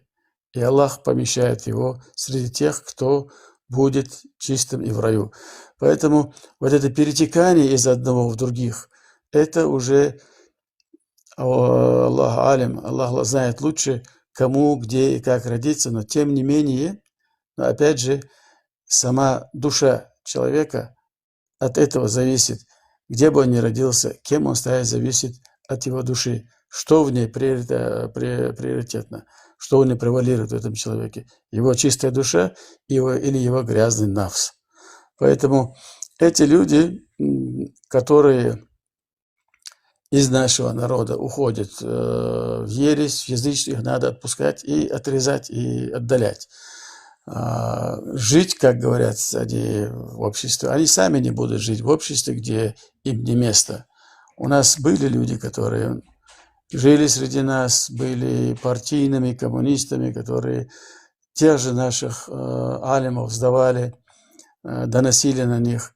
сами расстреливали их, тот же Мазлак Ушаев и его соратники. Их было достаточно. И этих людей чеченцы, как народ нас переживал и выплюнул. И этих новоявленных то же самое переживет и выплюнет. Но сама постановка должна быть правильно нами понимаема. Мы должны понимать, что и чеченский народ, и ингушский народ, и кавказский, и другие народы, они также подвержены той категории, подвержены тому влиянию Иблиса, который возьмет своих адептов из нашего народа. И говорить то, что как же это среди чеченцев, это даже будет кощунственно, потому что нет ни одного народа, который превозносится над другим перед Аллахом из-за того, что он какой-то имеет название, какие-то традиции, какую-то одежду, какой-то язык или другое. Нету. Поэтому мы должны опасаться этого, чтобы нас не постигло вот это высокомерие. Она, как и ширк, подкрадывается незаметно к человеку. Но эти люди, которые отрицают религию Аллаха и самого Аллаха, нашего пророка, алейхиссалату вассалам, они должны быть поняты и отринуты. Не нужно сожалеть о них. Я не думаю, что тут сожалеть. Им просто нужно их пожалеть о том, что с ними будет в судный день и в ахира. Я закончил по этому поводу. Я хотел бы вот насчет Эмильбека высказывания немного дополнить. Например, ислам. Те, которые сегодня выступают, критикуют нашего пророка, саллаллаху алейхи вассалям, они вроде себя преподносят как интеллигентных, умных, образованных, с высшим образованием людей. Если они таковые, то они должны знать, что наука сегодня на таком уровне, что божественность Корана, да, они подтвердили. Подтвердили некоторые аяты, где Аллах говорит, что в судный день, когда всех поднимут, они их поднимут вот этим вот, все разложится в могиле, но копчик остается через этот копчик. И ученые исследовали этот копчик, они его при большой температуре хотели расплавить, чтобы умертвить, они его в кислоту бросали, что только не делали, все равно то, что Аллах заложил туда, что через этот копчик человек должен в судный день встать, доказано. Допустим, они считают, что ислам – это сказки. Ладно. Так по мне, допустим, лучше эта сказка в исламе, чем безбожие. Почему? Потому что многие народы, которые не в исламе, да, они вынуждены сегодня, в наш 21 век, когда все тут перемешано, в общем, не знает человек, где правда, где ложь, запутали всех. У них почти у всех в Европе, по всему миру, не исламского мира, у них у всех психологи. По крайней мере, на психологах мусульмане экономят. Мусульманин, если у него близкий погиб, умер, предстал перед Аллахом по своему здоровью, пришло время представиться, погорюет мусульманин и, зная, что он перешел в иной мир, где получит по своим заслугам, если был хороший человек, получит рай. Пусть они считают, что это сказки, так лучше это сказка, которая дает надежду на что-то. У неверующих нет никакой надежды. Я вот, например, будучи дома где-то в 2007 году, помню, как один чеченоговорящий дагестанец с нашего села, он как-то сидели мы в обед переговаривались, он говорит, да это, что на том свете будет, что там будет, неизвестно, лучше на этом свете пожить, говорил. Вот такие тоже были у нас в советское время, но сейчас, когда наука продвинулась, везде много информации о том, что Коран – это истина. То, что там в Коране написано, доказывается сегодня научным путем. Почему в это они не верят, я не пойму, ладно? И что я хочу в последнюю очередь сказать, что невзирая на то, что они ведут эту пропаганду, не знаю, что они с этого имеют, не имеют, я скажу одно, что нормального чеченца, настоящего, которого они хвалят, никогда в жизни не приемлет вот это вот, как это говорят, заблуждение вот этого, вот это бесовское начало опровержения всего и вся в исламе. Очень гадко бывает их слушать даже. Вот после того, как вот ради интереса, чтобы сделать анализ, чтобы вникнуться, чтобы понять, что с этими людьми, приходится часами иногда слушать их эти высказывания, да, и после того, как их послушаешь, да, не знаю, как с другими, ну я прихожу в себя через неделю только, до того противно это бывает, до того отвергает душа вот эти ихние глупые такие грязные высказывания, да, не знаю, то ли они прикидываются дураками или там наивными какими-то, не знаю, вот причина этого, вот конкретно которого я упомянул полчаса назад, этот человек, например, их много братьев в семье. Старший брат, как следующий младший брат становится взрослым, заканчивает среднюю школу, он его забирал туда, в Россию, где он работал, устраивал его в высший университет, он заканчивал, там оседал. Всесторонне этот старший брат помогал, но все его младшие братья, да, сколько, 8 или 7 их, все какие-то не такие стали, как говорится у русских, как пословицы, не в коня корм. В общем, все эти труды, которые вложил старший брат, чтобы сделать из них людей, да, не увенчалось это все успехом. И вот они сначала так скрытно, потом уже открыто, уже с открытым забралом, прям такие речи произносит, как будто чеченскую идентичность, чеченство защищает, там арабов сюда приплетает. Так эта религия не для арабов же Аллах дал человечеству, а для всего человечества. Арабы, например, я в 92 году был в Саудовской Аравии на хаджи.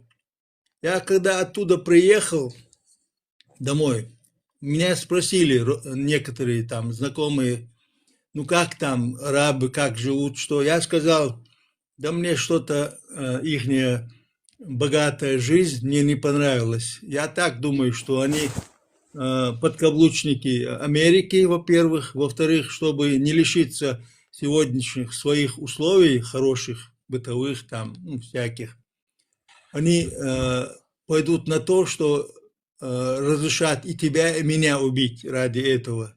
Я тогда еще в 92 году был недоволен ими, а сегодня получили доступ ко всей информации в интернете, все есть.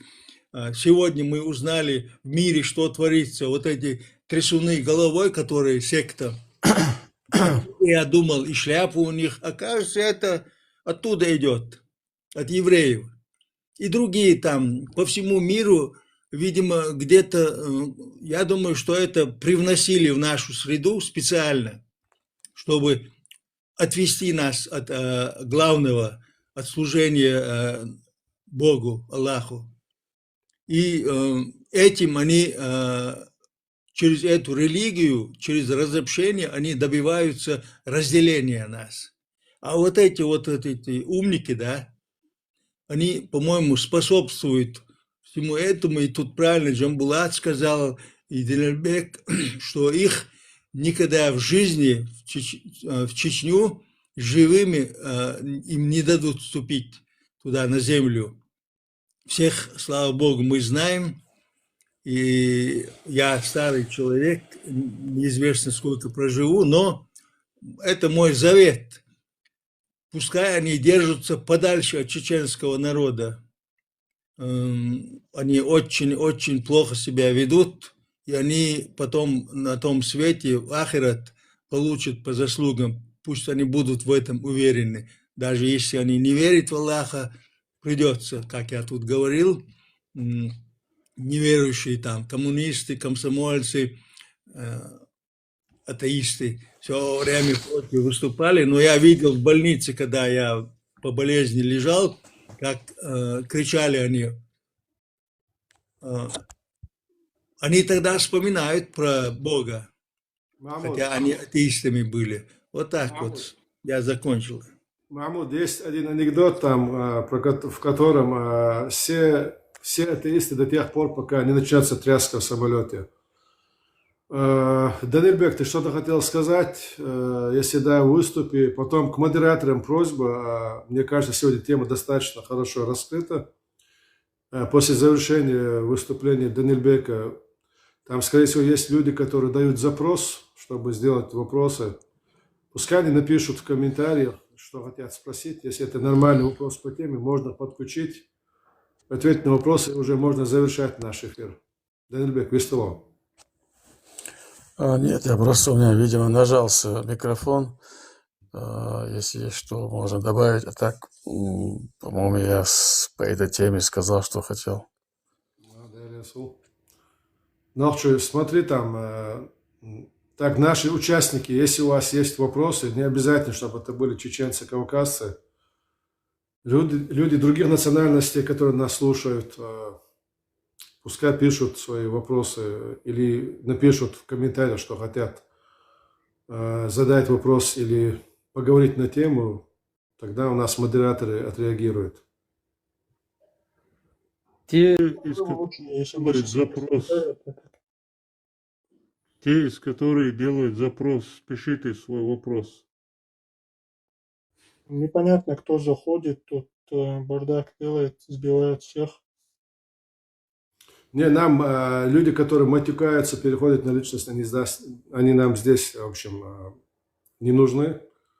Если есть серьезные вопросы, даже если это приверженцы не языческих как бы воззрений, но хотят пообщаться, да, как бы отстаивать свою точку зрения, запускайте их. Ничего страшного, мне даже интересно пообщаться, что они скажут, на что. Да, я хотел бы, когда я слушаю, что ты не можешь у них на эфирах, я не участвую, потому что там просто невозможно находиться. Но если они сейчас не будут как бы переходить границы, то пообщаться можно с любым. Я хотел бы сказать насчет слушать этих язычников. Нет никакой необходимости с ними разговаривать или слушать, потому что у них нет задачи что-то познать. У них задача просто забросать как вентилятор. Поэтому сидеть и нюхать их вонь, их противные рожи, их грязные разговоры, это себя не уважать. Поэтому, как говорится, вот как от отхожего места сторонится человек, зная, что это такое, вот так же нужно сторониться их для разговоров и общения с ними. А так пусть варится в своей грязи. Данильбек, у нас уже один раз был плачевный опыт, когда я не знал, что он их сторонник, мы запустили, и он задал вопрос, я начал отвечать, и он даже не стал выслушивать, он перебивая, начал, в общем, как ты говоришь, забрасывать вентилятор дерьмом. Конечно же, такие выходки, они только портят ощущение от эфира, и на самом деле это сложная задача для модераторов, но все-таки услышать разные точки зрения тоже нужно. Проблема в том, что, как я уже отметил, это не просто там неоязычники, это воинствующие неоязычники. Вот это их воинственность. Они на самом деле те же самые, вот когда говорили о каких-то радикалах, да, вот это и есть радикалы, да. Они есть, да, радикалы, но если бы среди них были бы такие порядочные люди, с которыми можно было бы обсуждать, даже среди этих европейцев, христиан, атеистов есть грамотные, образованные, порядочные люди, которые могут вести конструктивный, так сказать, диалог. Но эти же просто, им кто-то дает какие-то там клише. Вот скажите это, вот киньте вот это, задайте этот вопрос. Они там не смогут ответить. Вот у них задача это. Больше ничего нет. То ли джинны у них, то ли какие-то другие модераторы у них. 100% кто-то им управляет.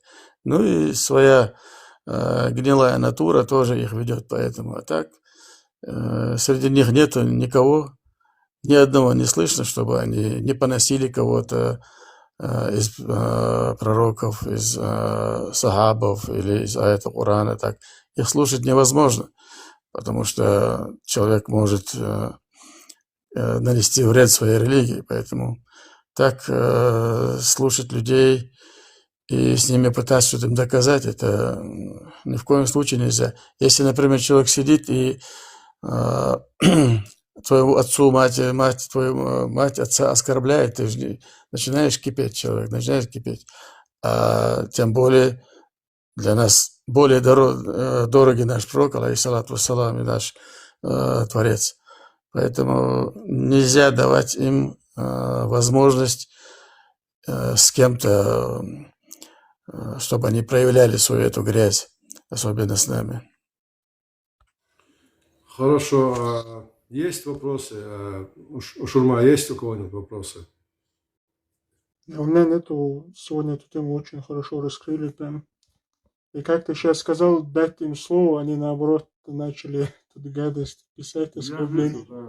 Я после того, как Данильбек начал об этом говорить, прямо вот они как в унисон начали писать гадости в комментариях. Я одно-две удалил, ты, кажется, удалил. Хорошо, тогда на этом завершаем сегодняшний эфир. Если к тебе поступят вопросы, мне там говорили, что они что-то мне пишут в личку. Я не слежу за своей личкой здесь, мне писать бесполезно. И тем более я не стал бы читать комментарии этих людей. Шурма, если будут вопросы по сегодняшнему нашему эфиру, просто перекинь мне их. Может быть, на основе вопросов мы сможем как бы, наметить тему нашего следующего эфира. Может, это будет продолжение данной темы, может, это будет какая-то другая тема. Всем спасибо за то, что послушали, поучаствовали. Всем, кто задавал вопросы по обыкновению, благодарю модераторов, участников эфира, Махмуда, Данильбека, модераторов Кавказ, Шурма, сегодня у нас он ночью. مساء الخير يا سودة، أعطي عبيرتك. السلام عليكم ورحمة الله وبركاته.